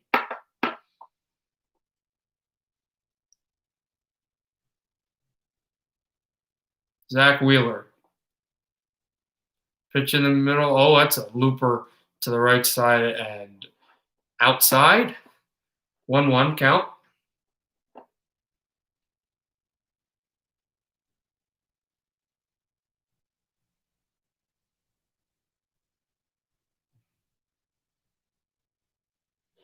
Now Wheeler. Oh, he threw that one. Oh, he hit. Did he hit Jimenez? I think. I'm not sure. I'm confused. He threw to the outside. It went to Jimenez. Jimenez motioned, and then it close. Here's the pitch. Oh no! It didn't hit Jimenez, but it bounced close to his legs, and Jimenez. No, he was kind of angry at the umpire. The umpire didn't do anything, and Jimenez nearly got hit. He did not get the hit. Jets goal horn doesn't have to exist. Yeah, I like it a lot. I really like that sound, but yeah, the fans are so loud in Winnipeg. That's one of the arenas I'd love to go. Love to go there. I think the top two arenas I'd love to go in Canada. Everybody talks about the Bell Center, but top two would definitely be Rogers Arena and MTS Bell. Bell Center for the Habs, though, would also be good. I might want to go to the new Calgary Stadium, but I don't really like the Scotiabank, so I don't know. It's really small, and I understand why most of the people are sitting during the – well, everybody sits in the game anyway, but it always feels like they're not into it as much as other fans, even the fans in Canada. Third out, Jimenez chopped this one up top, was never able to really get anywhere. So Jimenez is out, and the seventh inning stretch is here. Well, the Mets are playing Philly tomorrow, 6:30, but I am not going to be watching that game at all. I might track it. I will start. Okay. Sorry for that. I will stream. I will start streaming. It is? Okay. All right. I'll take your word for it. I mean, I like the atmosphere, but I've seen some other arenas that look just more raucous. Again, I've never been, so who am I to say? Anyway, that obviously I'll start at 7. I'm not watching the Met game tomorrow. I mean, I hope they win, but I'm not watching it.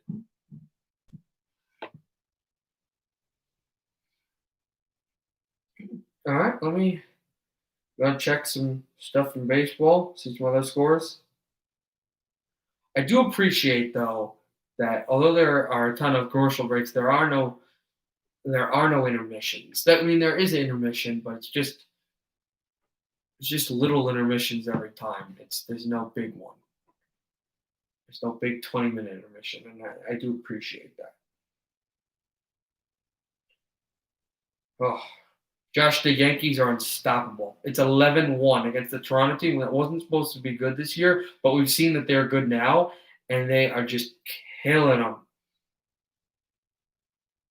Royals are up 4-0 in the top of the ninth, so if they can, so this part doesn't matter, but if they can survive in the bottom of the ninth, they can hold on to the lead and close out the Tigers. That'll be good for you. That means Tigers won't be able to creep up on Seattle. And then obviously the other game for you, Chicago and Cleveland. Rematch of the World Series a few years ago. Bottom of the fourth. Cub on first base and 1-1.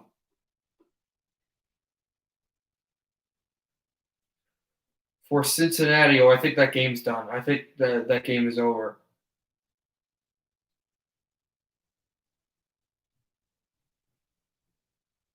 It is Reds 1-0, so it's not great. And it's top of the fifth, and it's 4-0 Milwaukee. So we go, bottom of the seventh. Philadelphia 4, New York 3. Citizens Bank Park. I don't know if you've been there. I've never been in Citizens Bank Park, but I have been by it several times, and it's a nice stadium.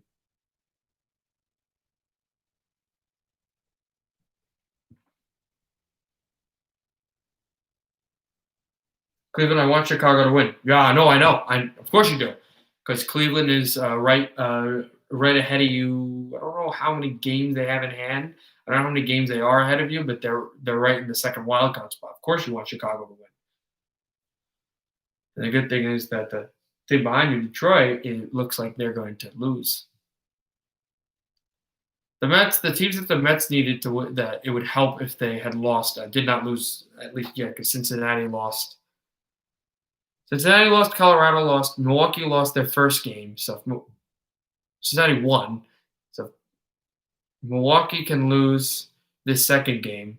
They're up 4-0 though, but we saw this that the Phillies were up 4-0, and the Mets have come back. A swing and a miss by Harper. So if the St. Louis can come back and beat the Brewers, and if you guys can beat San Francisco, that would be greatly appreciated. Yep. Yeah, I haven't been, Citizens Bank? No. Citizens Bank is where the Phillies play. Lincoln Financial Field is where the Eagles play. I've been by both stadiums, never in it. The only stadium I went in, and it was for it was not for a game. It was for another like a exhibition type thing. I've been in Wells Fargo Center Arena, whatever you call it. That's a nice stadium.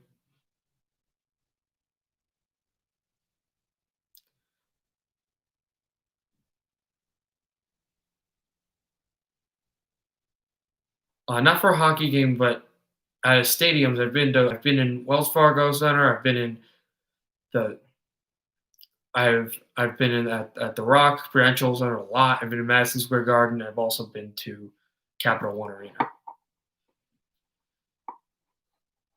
I've never gone to a home Islanders game. I've seen the Islanders a few times, but I've never gone to a home New York Islanders game.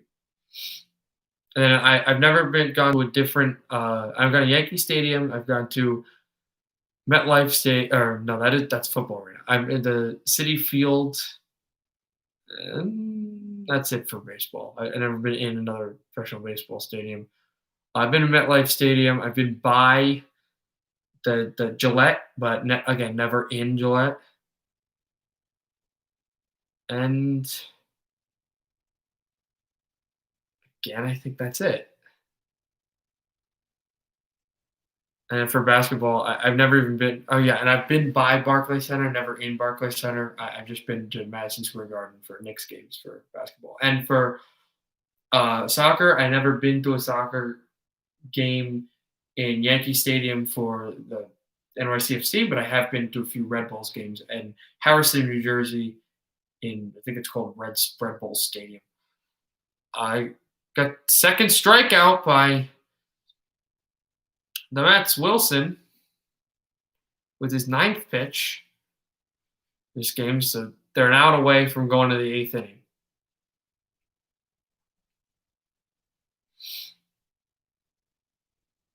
Here's a nice pitch. They're showing the trajectory. He really threw that one hard. Is Lincoln Financial Field the biggest trash can ever for you? The second biggest trash can ever for me. The biggest trash can ever for me is Madison Square Garden when the Rangers are in there. Madison Square Garden is one of my favorite arenas of all in general, but I was willing to. I'll go to a Rangers game. I really will. I want to go to as much hockey as I possibly can, but it's just not a great stadium for hockey. When the Rangers game, I thought it was going to be great. I thought it was going to be awe-inspiring. But people understand. I let myself be out there. I let myself get ready for that game. I let myself be like, and probably up in the stadium areas like the bowels where you can broadcast, like, 'cause that's what I want to do. Maybe it's better there, but for like a fan, it was just ugh. But that's a second biggest trash can. Although I would love to go to an Eagles game and just and I know a lot of friends are like, oh, I like to go Giants Eagles game. Giants Eagles game. He said you get killed. And I said, or I get killed. I can't go. I'd be like, just don't wear a Giants jersey. Don't root for them. Just sit there because they're insane. They're insane. Giants fans will curse at you if you go to a Giants game, but they're not gonna try to kill you. It's just unbelievable. And that caught on the left side of a pop-up. That'll be the end of the 7th inning, and the Mets and the Phillies are going to the 8th inning, and the Mets are 6 outs away from losing a really important game. We're gonna have their chance here.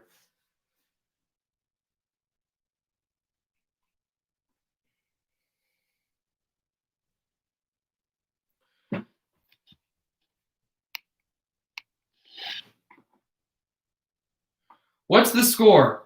DK Melts. The score is Philadelphia 4, New York 3. And we are right now in the we're at the we just I can't talk. We're at the end of the 7th inning. We after a few commercials, we'll be heading into the 8th inning. The Mets down a run. They were down at the end of the 2nd inning at one point. Actually, in between the 3rd inning, they at one point were down 4-0. But you got your mortgage on the Phillies. Oh wow, you're betting on it. Oh, the Phillies were up 4-0, but the Mets were able to get a sacrifice fly run and then a 2-run home run. So the Mets have forged back from being 4-0 down to make it 4-3, and they're going to get the top of the 8th to try to tie it or take the lead, or the top of the 9th to try to tie it and take the lead. So create yourself. They were up 4-0. Oh well, They have Mets have come back, resilient bunch. I will tell you. I know you really got. Oh, okay, I don't know. If this stream, Josh, if this stream is over, and if this stream is over, you're looking for the Mets stream, and this stream is over, and you still want to join the stream, I'm almost positive I'll have the soccer stream up, and the channel for the soccer stream works on the TV. So, if you don't see the Mets stream up, I'm almost positive there will be a stream up. So just look for that one. Guillemot, Nimmo and Conforto to go up. Guillemot will be out there for the Mets.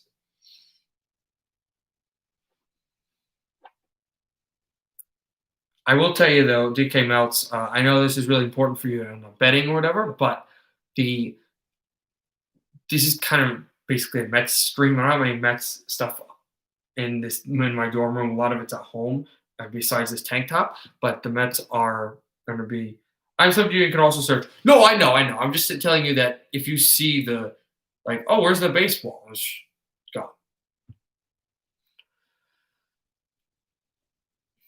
Also on that stream, I won't be broadcasting it, but I will be tracking the Angels game, and if we get to halftime in that sport, I might do some commentary on the Anaheim game.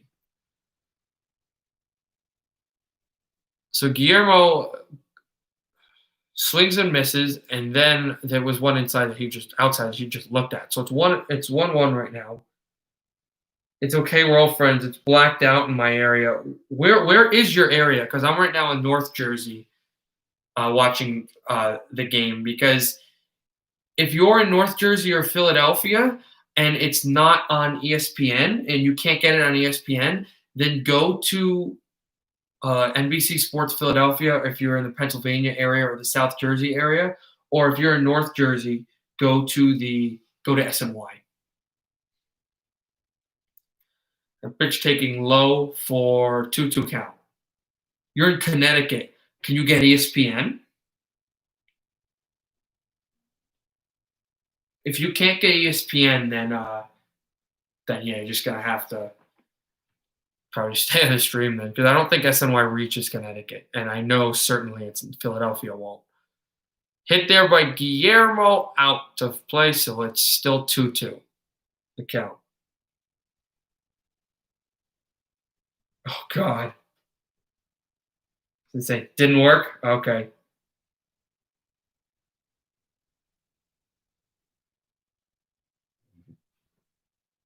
I don't know, man. That's a kind of a weird username. Chipped on by Guillermo to the second baseman. We'll throw it over to the first baseman. First out of the game. Out of the game, I keep saying that. Out of the eighth inning. Didi Gregorius able to just sit there and grab ball, throw it back. Zach Wheeler played a lot in this game, and if they get out pretty quickly, Jordy's looking. But if they get out pretty quickly, is he leaving? No, he's being talked to. Yeah, he's done. Wheeler, just like that. Wheeler is that's going to be his night. And then you're going to go to commercial. They're going to let this pitcher warm up. I thought they were going to wait to the ninth. I really did. I thought Wheeler was going to strut his stuff. They're going to see what he could do. It went off the guy's bat, but it was not a hit. So I thought maybe they're just going to let him go to the ninth, and then they bring in the closer. But they'll let this relief guy come in for the eighth inning. We'll see if this relief player will just try to strike out two batters, or if he goes to the closer. They might keep him in for the rest of the rest of the game unless he's swamped. And if he gives up a lot of hits, maybe they're only down by one, so a run would really do it. But he gets up a lot of hits. Let's say they get out of it unscathed, but he gives up a lot of pressures and a lot of contact, a lot of hit on the bats. I could really see them immediately going to the closer. But if he just takes out these next two batters pretty quickly, they might say, let's see if we can win the game. All right, so right now, commercial because they are warming up this closer. Or not closer, relief pitcher.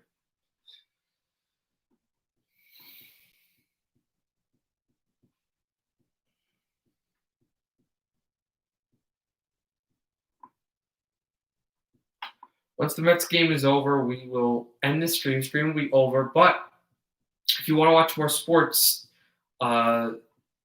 just hold on tight after the stream is over because in a minute or two, I'm going to create, once I can figure out what games I can cover, I'm going to create a stream for at least one, maybe two soccer games. And also when those games are paused, I will be able to do streaming on about the Angels, because the Angels are my second favorite team.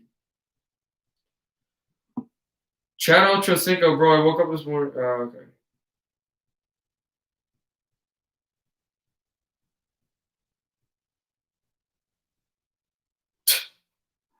All right. I don't know what to say to that. All I'll say is been on a team that's experienced and is playing the best of their sport hot that they can be. If you're talking about a baseball game right now, I'd probably bet Seattle over San Francisco. That's all I'll say to that comment. Morgan, the relief will pitch this one through and swung at by Peter Alonso. 0-1 the count.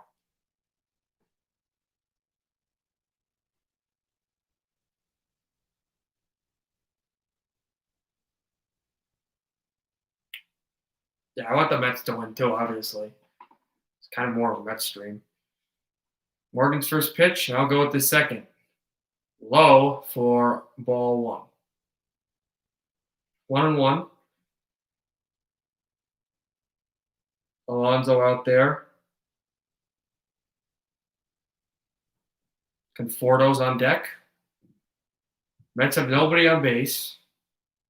One out in the inning, but he swung and missed. Alonso just went for a big blast and he missed the ball completely. But the Mets are only down by a run after they were previously down 3-0. Completely whiffed it. Completely missed it. Not even close. The Mets are up. It was a powerful swing though, but the Mets were down 4-0. They've come back to rally and be down 4-3. Phillies this game, I have to cover myself. All right. Off of the bat of Alonso, so it stays 1-2 count. Let's see how many pitches Alonso can work this guy to. He's got him on 4 pitches so far. If Alonso goes out, but he can get Morgan to 15 pitches, or maybe not even 15, but 10 pitches, let's say, that would be really good.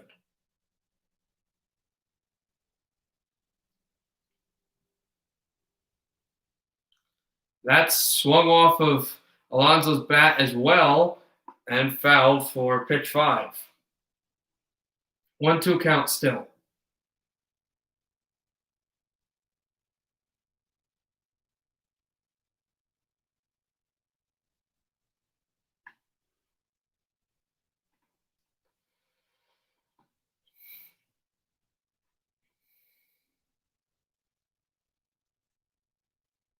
Morgan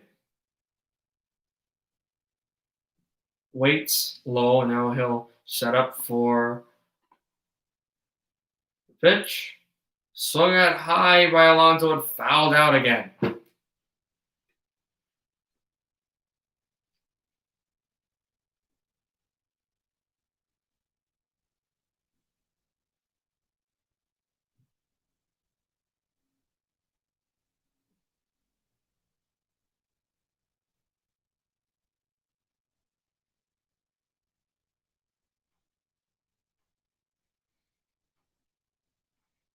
Alonso at the plate. Swung out, and then it will bounce to first baseman. Laser throw, and he's out. Got it to first base. Alonso's out, but he was able to chip the pitcher to 7 pitches, and it took 7 pitches to get him out. The only reason he was out was because the third baseman was right on that ball. DeGrom to win Cy Young. I don't think so. No, I don't think so. I don't think I'm a betting man, but I would not say DeGrom to win Cy Young. He's had a good year. He had great years last year. He had an exceptional start to the season, but he had a terrible game in this year because he was the starter in this game, and he was out by the second inning. And then Waka was able to lead them through, although Waka did let up what is right now the go-ahead run. It was a home run by Philadelphia. And Michael Conforto 1 for 3 in a single. But no, I wouldn't go with him to win the Cy Young. I don't think he's the best pitcher. You could see the Yankees' big free agent signing becoming the Cy Young winner. Yeah, Garrett Cole, definitely. I could see that. Absolutely. That would make more sense. And I'm not a Yankees fan. I'm a Mets fan. Diehard. But he has not had the best season for Cy Young. If he wins it, I'm so happy. But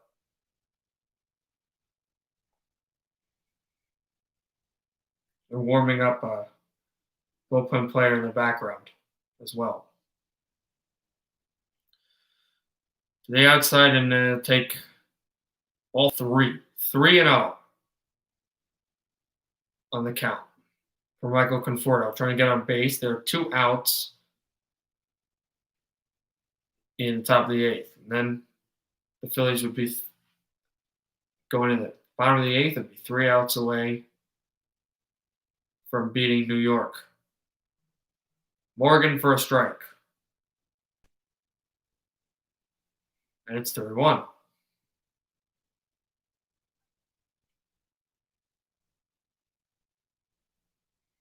JD Davis is on deck if they get to him. If not, he will be the first batter on the top of the ninth. Cole safe. Yeah, it's a walk.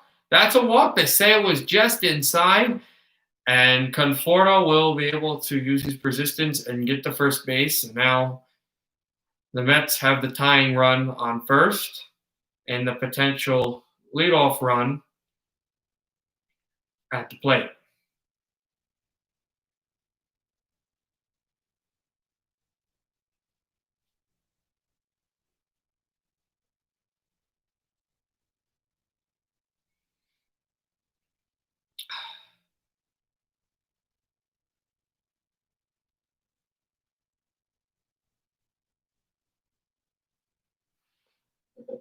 He's a pitch right inside by Morton for a strike.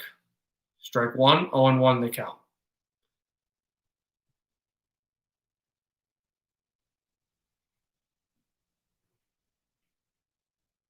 Morgan's 13th pitch.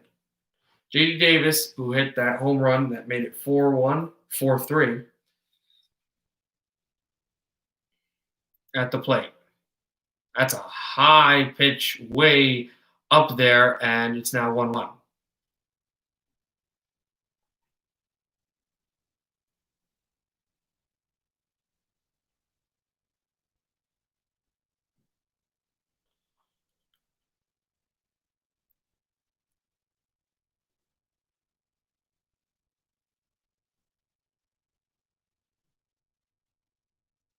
And Davis hits this one. Go in there! Go in there! Go in there!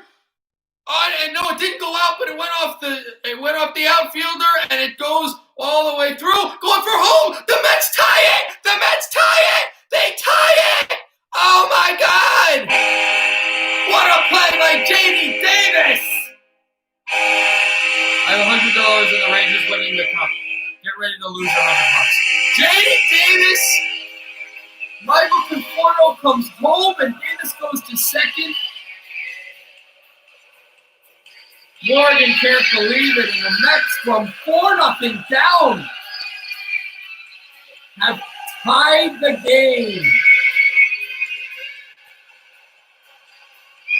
The best player that went right behind the outfielder. If he had an out, that would have just extinguished the rush. And it is now 4-4.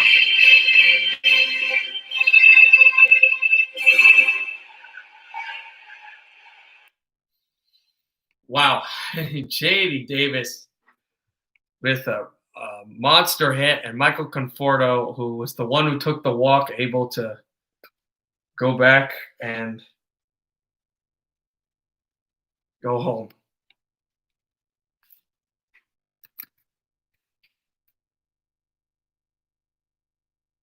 This is also with 2 outs left, and here's the New York bench cheering jubilation now. Leadoff run is at second. Pitch inside, 0-1.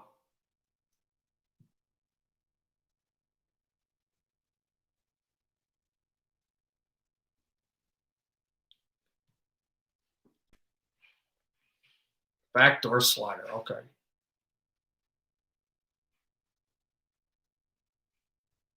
Here's Morgan. You're thinking maybe they should have kept with Wheeler. Morgan inside and swing and a miss. And Dominic Smith, that's it for him. But the Mets tie it at the top of the 8th. So they're going down to the bottom of the 8th, deadlocked at 4.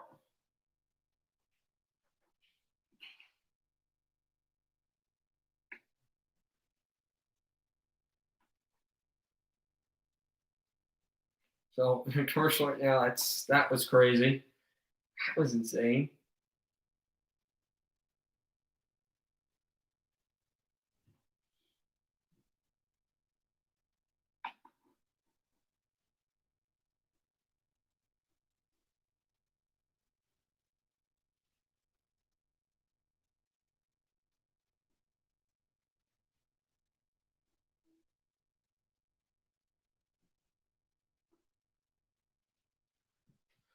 So, will the Islanders come back against Tampa Bay? I'd love to see them do it. Frankly, I don't think they will. I think the Lightning will win Game 6, but I would love to see it.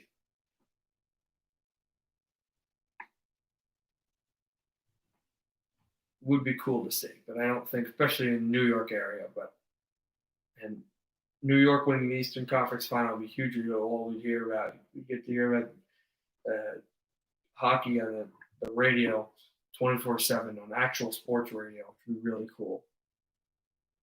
They won't, and I don't want to say, oh, those aren't you a big Rangers fan? Oh, you hate the Islanders. I just want to see it because New York, and again, I don't care about the Islanders. That game was pretty exciting, though. But yeah, that was unbelievable. I hope you come for tomorrow's stream. Tomorrow's stream is going to be it's going to be lit. It's going to be awesome. We're starting Eastern time tomorrow. We're going to start off with Game 2 of the Eastern Conference Final between Miami and Boston in the NBA. Then we're going to get to Game 6 of the Eastern Conference Final in the NHL between Tampa Bay and New York. And in between then and probably around the end of that game too, we're also going to be touching Thursday Night Football with Cincinnati Bengals and the Cleveland Browns. We're going to have a ton of fun tomorrow. I'm really excited. Gardner Minshew for MVP? I don't know, but he played good against the team, a really good Colts team. I don't know, man. Kyler Murray looked good too. I personally think Christian McCaffrey's going to win it. I know he didn't have an amazing first game, but I think he's going to turn on the Jets and be really good. So Castro throws this in for his first pitch. Is a strike. Miguel Castro. He has played 21 games with an ERA of 4.29 in 21 innings. And he has been a decent reliever and throws this one left for a ball.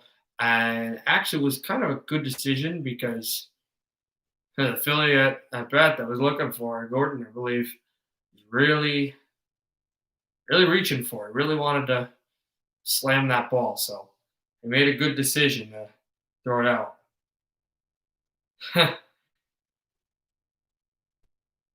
Also, if we were scooper for my dog, do you think Odell can come over? Oh, God. 1-2 count.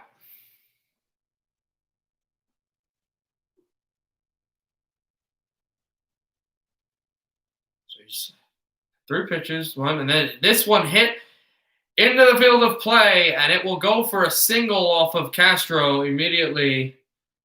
Segura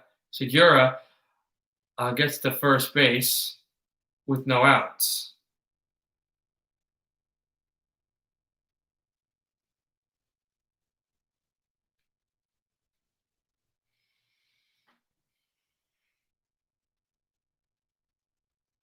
And he just threw this one right over, hit it right over the first baseman.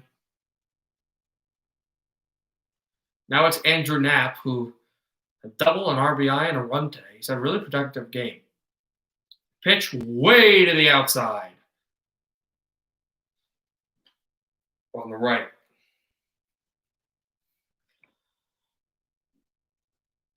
Castro's got to get a strikeout here, or at least get an out.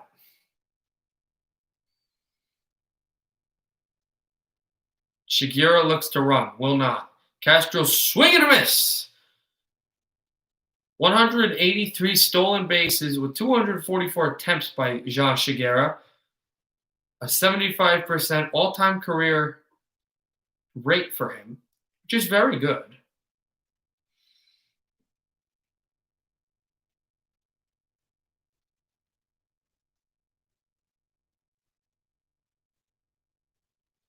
Castro readies.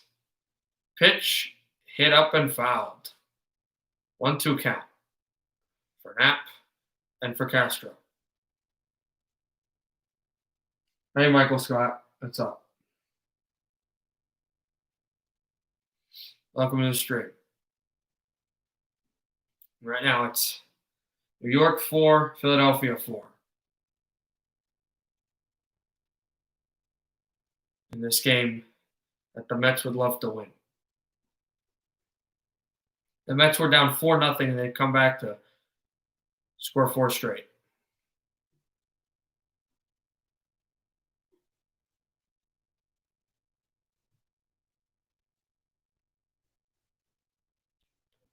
Bottom of the 8th, it's 1-2 count and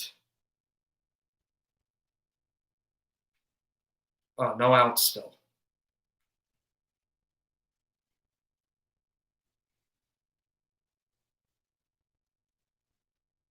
Pitch in there. Swung and missed. He gets a strikeout. He finally does. He's really working at it, was Knapp, but Castro strikes out Knapp. So that's the first out of the inning for the New York Mets. That was a great pitch. And he just threw right over the middle, and Knapp thought he had it, and he was a little too early.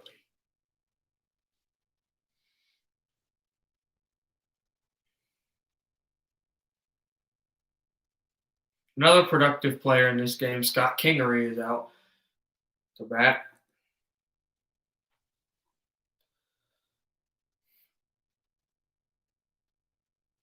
First pitch is going to be inside for an 0-1 count.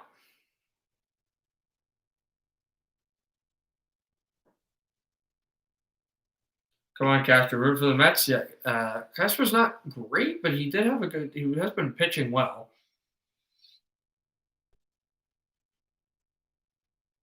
I am also rooting for the Mets. Castro, this one is just going to be outside. It was close. They called the first pitch outside. It's strange, though. It was narrowly in, but no, it's 2-0 for him.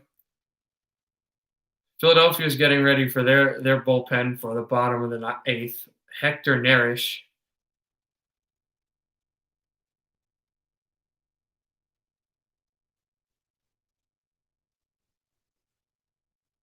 Here's Castro and a swing and a miss. So that's 2-1. When they get to the top of the 9th, Robinson Cano will be up, then Frazier, then McNeil. Batting coach, pitching coach given a significant just signal right to Castro. So we'll see what pitching throws. You readies? And this one low.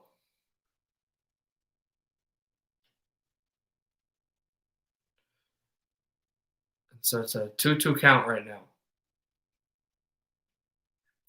Usually on 2-2 counts, most times you really see the batter try his hardest to get the ball in play.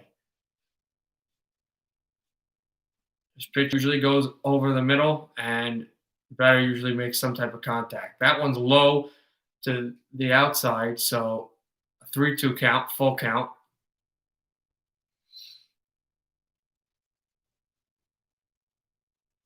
One out left. There is not left, but there is one out in the bottom of the 8th.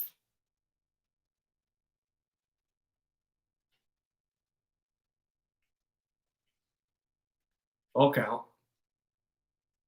Castro threw an awful pitch. Awful pitch to the dirt. Right to the dirt, and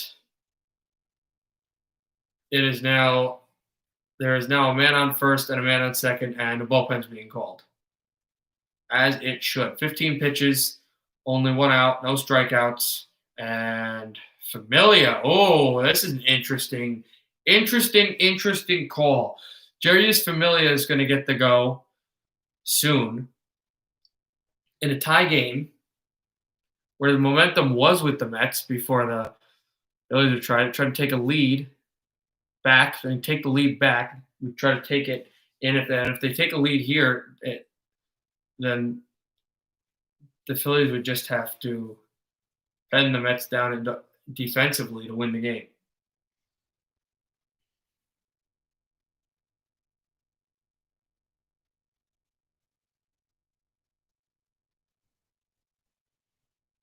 Here's Castro outside of the right again. 1-0 the count.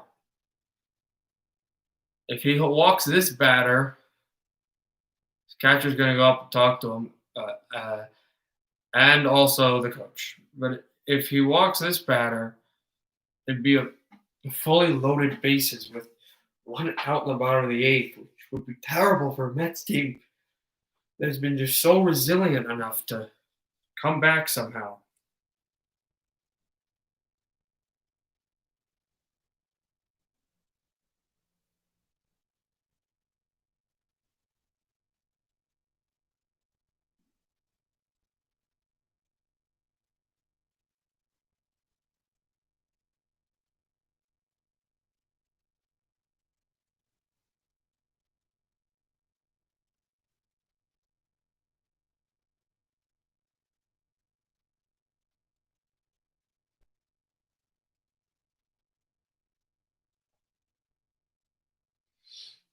Castro, ready. It's a 1-0 count. Man on first and man on second. 1 out. Castro, that'll go for a strike. 1-1 count. Familia's in the bullpen. So he would pitch the bottom of the ninth. If there is a bottom of the ninth. If the Mets can get out clean. Castro readies.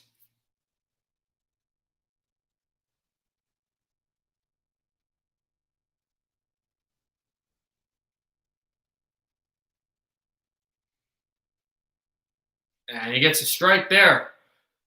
Right to the middle. I looked, but that was a perfect pitch. 1-2 count. If Miguel Castro gets a strikeout right here, that would ease the pressure because at this point, if he hits it high, a sac fly could give the Phillies the lead, and then we put them in excellent position, and then he throws it high, just nowhere to the right side, and the count is tied at 2. I've seen this scenario before. If you're a Mets fan, you've seen this scenario multiple times in multiple seasons where the Mets lose late because of bullpen issues. So now we're seeing it all for ourselves. Castro, swing and a miss!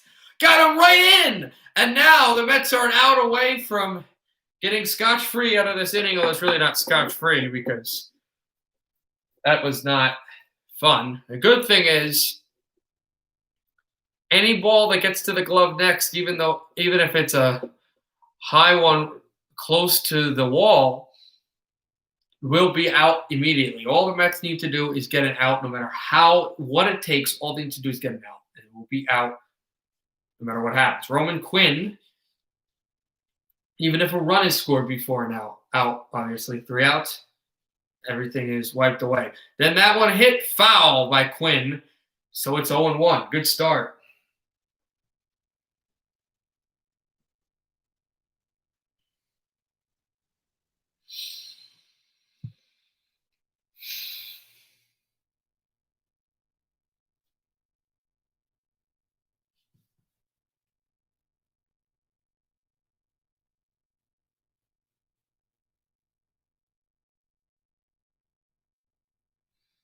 Castro readies.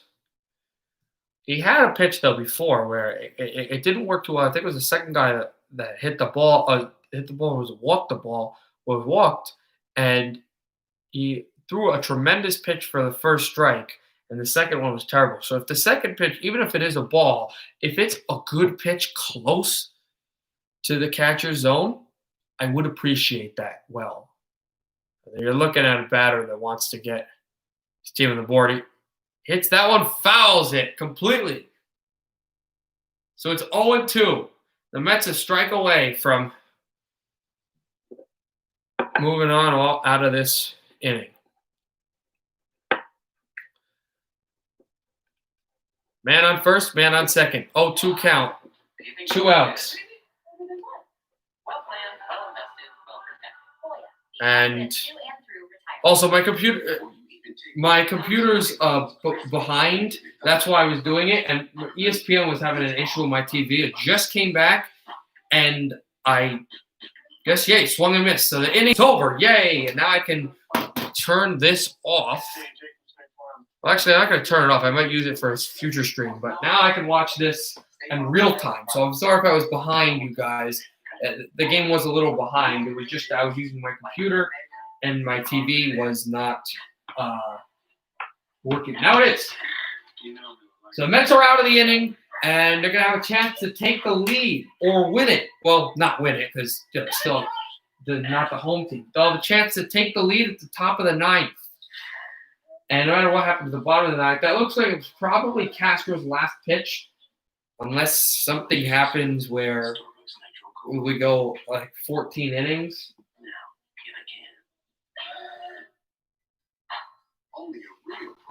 Yeah. Just want to look at something.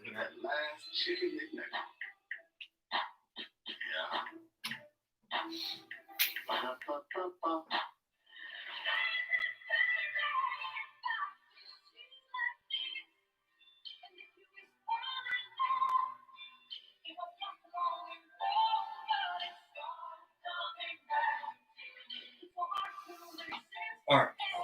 Now getting ready for top of the ninth inning between New York and Philadelphia. This game is tied at 4.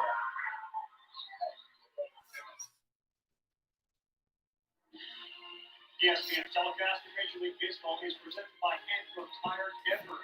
Halfway. We have baseball tonight. We have basketball. Game 2 of the Eastern Conference Finals. The Heat and the Celtics Thursday night, 7 Eastern time. NBA countdown. We'll get our coverage started at 6 on ESPN, Deportes, and the ESPN app. All right, so that's This should be an amazing series. The blocker around the world. Bam Adebayo rejected a Jason Tatum attempted dunk. Just a couple of seconds left on the clock. Miami Heat in overtime, a winner over the Celtics in game 1. is Diaz still closing? No, I don't think so. I don't think Edwin Diaz is going to close. They were warming up Familia. We'll see. It's top of the ninth. It's not the bottom. Now they got that pitcher that was warming up before. Thought it was going to get immediately in, but now. So he will. Cano against Neris. Neris just went down for a ball. 1-0 count. Oh, and what? That was a strike.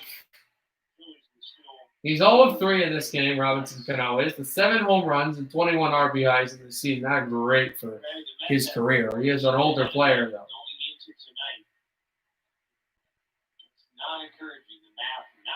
Cano shoots this one up the gap, but it's foul.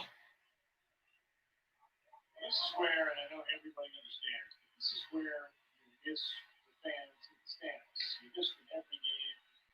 But for the players, many of whom feed off of that energy, you can imagine, with so few games left in the season, these are must-win games, especially in a city like Philadelphia, New York, where baseball is high on their priority. Cano shoots this one up the middle. That's the shortstop. That's going to be a single. And Robinson Cano, finally, his first positive play all night, will get to first base. And now the winning run, leadoff run potentially is at first base. And now Cano actually goes back. He's working as a DH. So Ahmed Rosario is going to take the place of the guy who could come in. Oh, my God. Cano hit this ball right over the middle, and it almost whacked Nerish right in the face. Nerish had the duck, couldn't even put his glove up, and that ball went right through. It's amazing Cano could react that quickly. Equally amazing that ball didn't hit. Cano just goes in as kind of DH, and Rosario will be the guy that could come home and try to in this game. Yeah, finally. Yeah, he hasn't had anything. This season hasn't been that good for him. Second season as a Met. And of course, Diaz. Not Diaz. Gano, he's 0-3 in this game.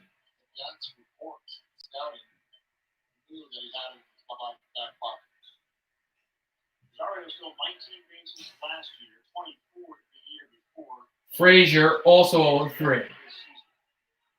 Ball down for a 1-0 count. That ball has to touch the glove right there. And it actually helped Robinson Cano shorten the stroke right back up the middle.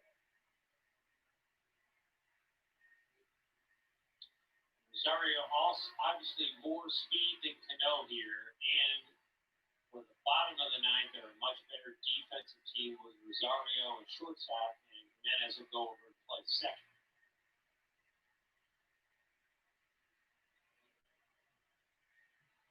Narish to the pitch. Outside, 2-0 inside. That one outside as well, so a 2-0 count with the man on first. Told me that I would Let's see what they can do for more. the Mets job. As he explained it, yeah, you could tell a bunch of funny stories in between innings. It would be great. Keep it loose. Nice job by the bench coach. Narish, and then hit high by not Emmanuel, but Frazier, and fouled.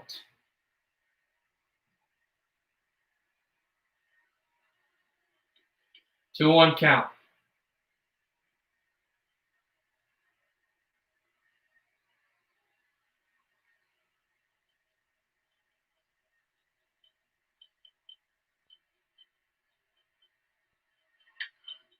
That one hit high again and fouled by Frazier. So it's 2-2.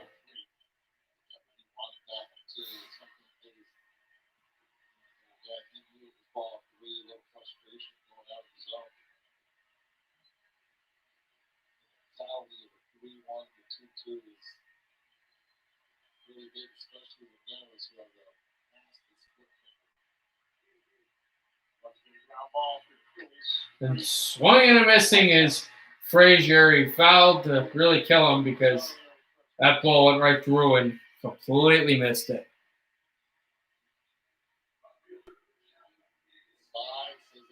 Says it all.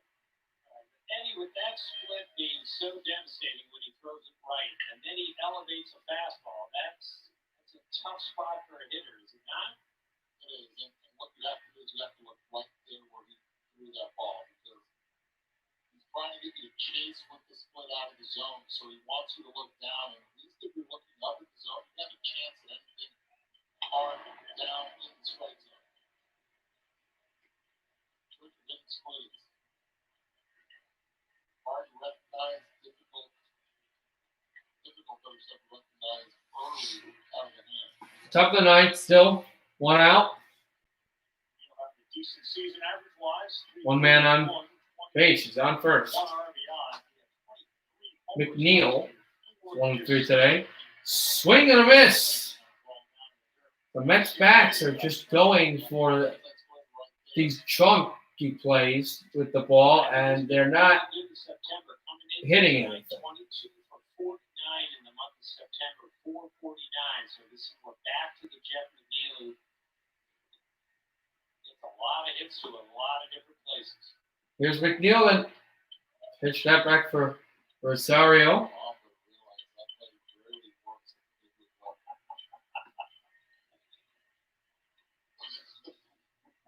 Oh, it's behind me, but I'm not really chasing it.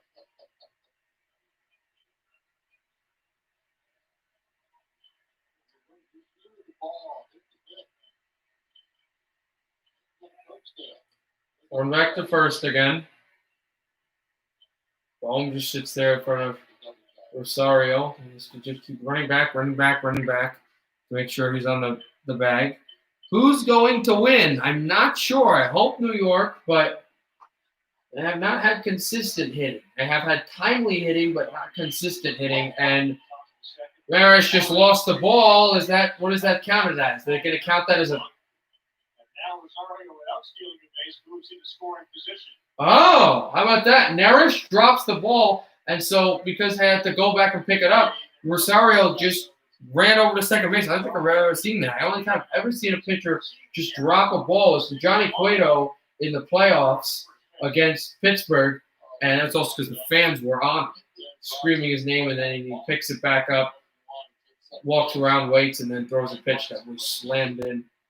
It really was one of those that helped eliminate Cincinnati's from the playoffs. But here, there's no crowd or nothing. Maris just drops this ball, and now Rosario, the only one out, is at second base, and he has a chance now for his leadoff run.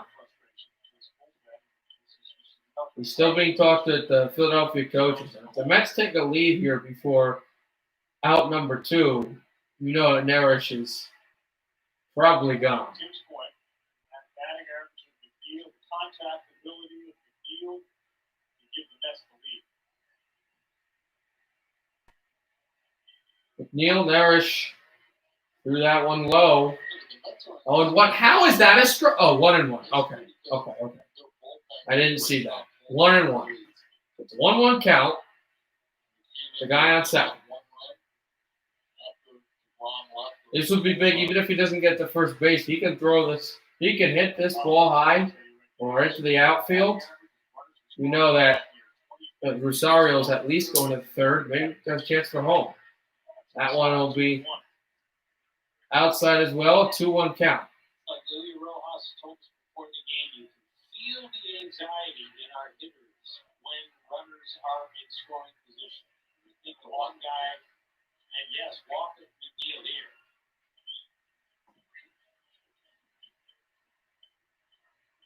And he intentionally walks McNeil. That's a Good decision there. again. Yeah, it's a really good decision. You end up walking in, you play for the force, and then after that, you have Chirinos in the hole now on deck. After that, running him was out of the game. So he intentionally walks. Yeah, but now Jimenez has had a really good game. He's at bat. Jimenez swing and a miss. 1 out. A man on first, a man on second, and an 0-1 count. He's 0-3.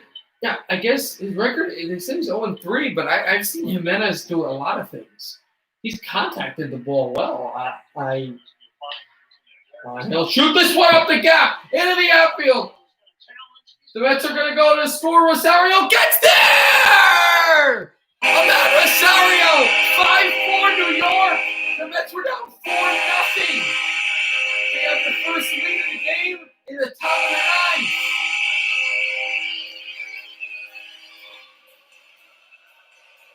Amed Rosario, fleet-footed and the intentional walk.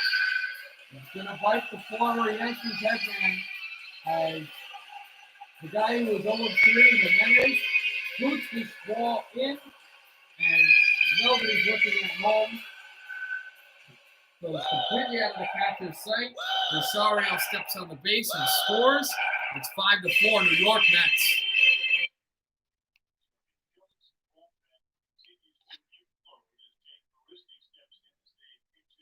This is unbelievable. This is unbelievable. Friends, at the top of the third period, bottom of the third period, the Mets were losing 4-0. And you were right, actually. It will be Diaz. It doesn't look like it's going to be familiar. Now they have a lead. They have a lead now, and they also have runners on first and second. This one low, 1-2. Only 1 out. This inning for Garris is why he kind of drives his team crazy because his stuff is spectacular, and yet sometimes he just does something to help them lose a game. 2000. Marish off the catcher. And no, stupid play. Oh, now he's going to try to throw it home, and no one knows where to go. This is unbelievable. He got him out. There's a man out. It says the Mets were trying to steal for home, but they got both in. That was a weird, unlucky play for the Mets. They had an interesting position where that ball was thrown in, and the Mets were trying to steal second and home, and both guys were at bad positions. They were both run down. They had nowhere to go. It was a brain lapse. So the top of the 9th is over, but the Mets take a 1-run lead and are now New York. The Mets are 3 outs away from miraculously defeating Philadelphia after being down 4-0. Some of the teams the Mets are down the wild card 1, But to get this win is huge. Incomparable design makes it beautiful. State-of-the-art technology makes it brilliant. The visionary Lexus. We shall see. And yeah, it looks like Rosario will pitch. We'll try to close out the Phillies. Now, because they are at the bottom of the ninth, they're only down by 1. They need 1 run to tie it, and if they get 2 runs, they win. It's over. The Phillies can walk off, but if they're keyed, it's over. Only Discover has no annual fee on any card. Chris Fowler here, the second new 4x4 commentator. Watch the patience of Bubble 99. He waits for a hole between the refreshing bubbles, turns on the gas, and takes it all the way to the flow zone. I cannot believe what I'm seeing. Dos Equis, the most interesting beer. Perfect. No, I'm not. Perfect. Oh, that's my mom. Hello. When the day calls for some winning, David Buster. All right, so we shall see, and this is gonna be really interesting. This thing. Also, a quarterback from University of Michigan, Dylan McCaffrey, just opted out. I'm just like, I don't understand how college football is going to do this stuff. Like, a bunch of players aren't playing, and it's like, what?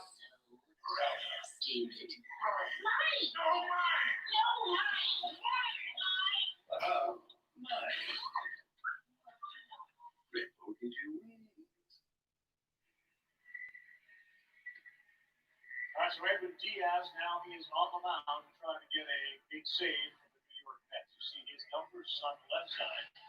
Good news for Diaz and the Mets. He has not given up an earned run in his last 7 appearances. In fact, the last one he gave up was against the Yankees. Who's in line to step up is brought to you by Bruce Bowl. Yeah, it's been the bold time for the New York Mets. Michael Wong had just given up that home run, but after that, it was all money for them. They were able to keep. I showed some more of these highlights. Is the Mets really coming through? Really, just finding ways. So then, of course, and then Diaz. Last night struck out the side on 6. We'll throw this in, and it's a 1-0 count for McCutcheon. Never quite sure. Diaz, and this will be a 1-1 count.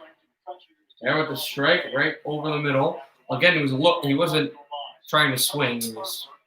He was just looking. McCutcheon was. The Mets now have a 76% win probability. I don't think it was high before. This looks like it'll be a 2-1 count.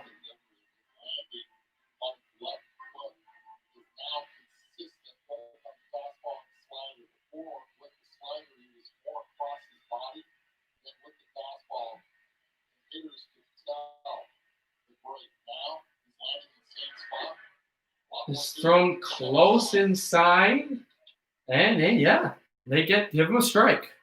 Can we bring DeGrom back in? You know that's not going to happen. Number 1, number 2. DeGrom didn't have a good game. DeGrom started this whole thing. What is that pitch? Diaz just threw it over the head. I'd put in Familia. That's what I would do. It's a full count. No outs, nobody on base. What you don't do is throw a ball. You throw it right over the middle. Either he hits it, or he swings and misses, or he fouls it. You don't give them a free pass. Because then if you give them a free pass here, swung out and missed. The Mets are 2 outs away from victory. Because that was good. Because what you don't do is, then if there's a man on base, they just hit a walk-off. Because the second guy is on base, that counts as 2 runs.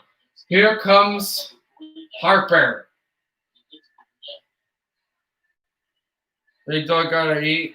No, Phillies got to win. Well, Phillies were up 4-0. They're at their chances. Now they're down 5-4. Bryce Harper is 0-4 and has been struck out twice. What a strikeout with 2 for the confidence of Diaz. hit high and fouled off of the bat of Harper. And that one stung.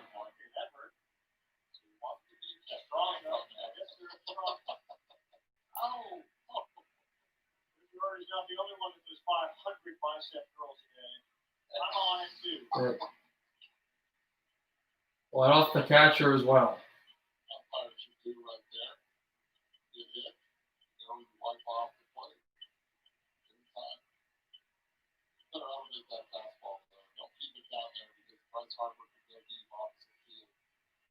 If Diaz throws that way out of the area. 1-1 count. No ball hitter. All for Johnson.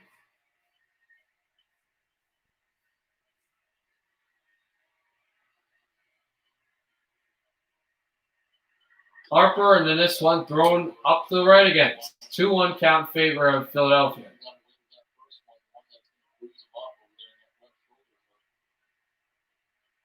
Apparently, James Paxton said that he's out for the season. He can't play anymore for the Yankees, which isn't good for them. Harper's due big time. He's 0-3, and we saw Cano was able to work that one. Diaz throws this one left and outside again. It's a 3-1 count for Harper.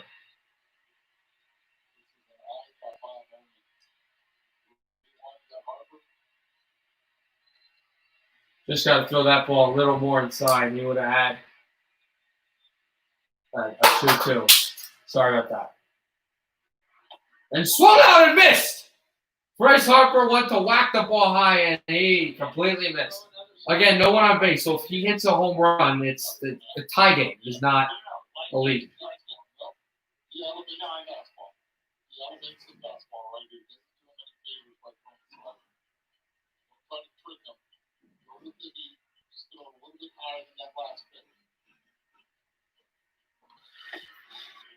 Diaz gets him out. Diaz comes in and throws a strikeout on Harper, and the Mets just need one more out. They are one more out away from finishing an epic comeback that would help a team that's already in the division. But not in the division, already in the playoffs. Not clinched, but close.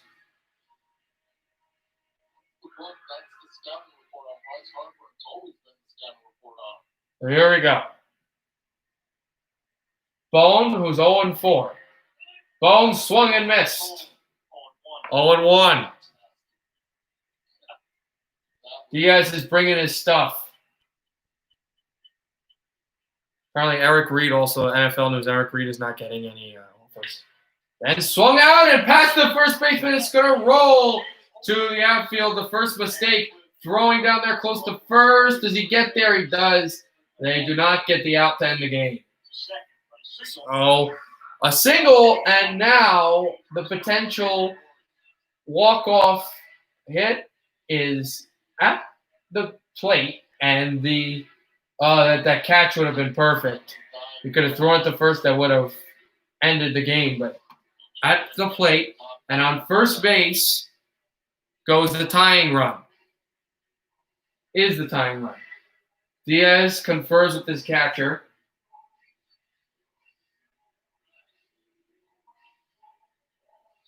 Phillies, one of their great young prospects, who's been around for a while, Mickey Moniak, called up, and now he is a pinch runner. Major League debut, number 1 overall pick in 2016, got called up today, and is on base in the 9th inning. And on the first, they replaced the guy who hit it with this rookie, Mick Moniak. He was the first overall selection in the 2016 Major League Baseball entry draft. And he's there, and he could make some – he could do something. 0-1 count. Moniak, smiling, he's on first base. And Moniak reaches back to the first base to make sure he's on.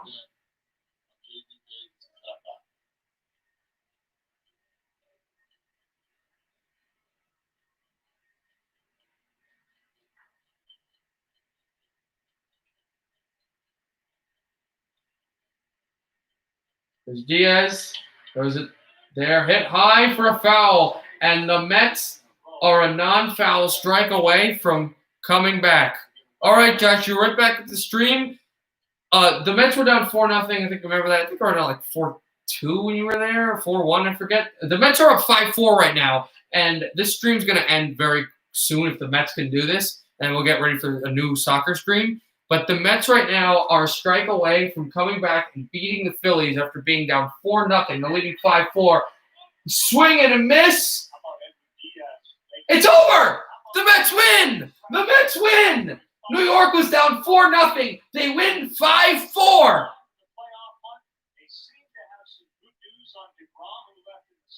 And DeGrom wasn't pulled. He had a hamstring issue. I didn't know that. But he's out, and the Mets beat the Philadelphia Phillies down 4-0. They come back and win 5-4. The game-winning RBI hit through and. All right, guys, I will close the stream. Thank you guys for watching. If you want to check me out some more, there will be a stream in a few minutes, but it won't be baseball. I might commentate a little bit, but there won't be baseball. It will be soccer. It'll be some MLS games. I have to just figure out how I'm going to do it, and then there will be a new stream in a few minutes. So everybody stay tight for then, and that's be the end of the stream. So have a great day, everybody. Mets win 5-4 over the Phillies.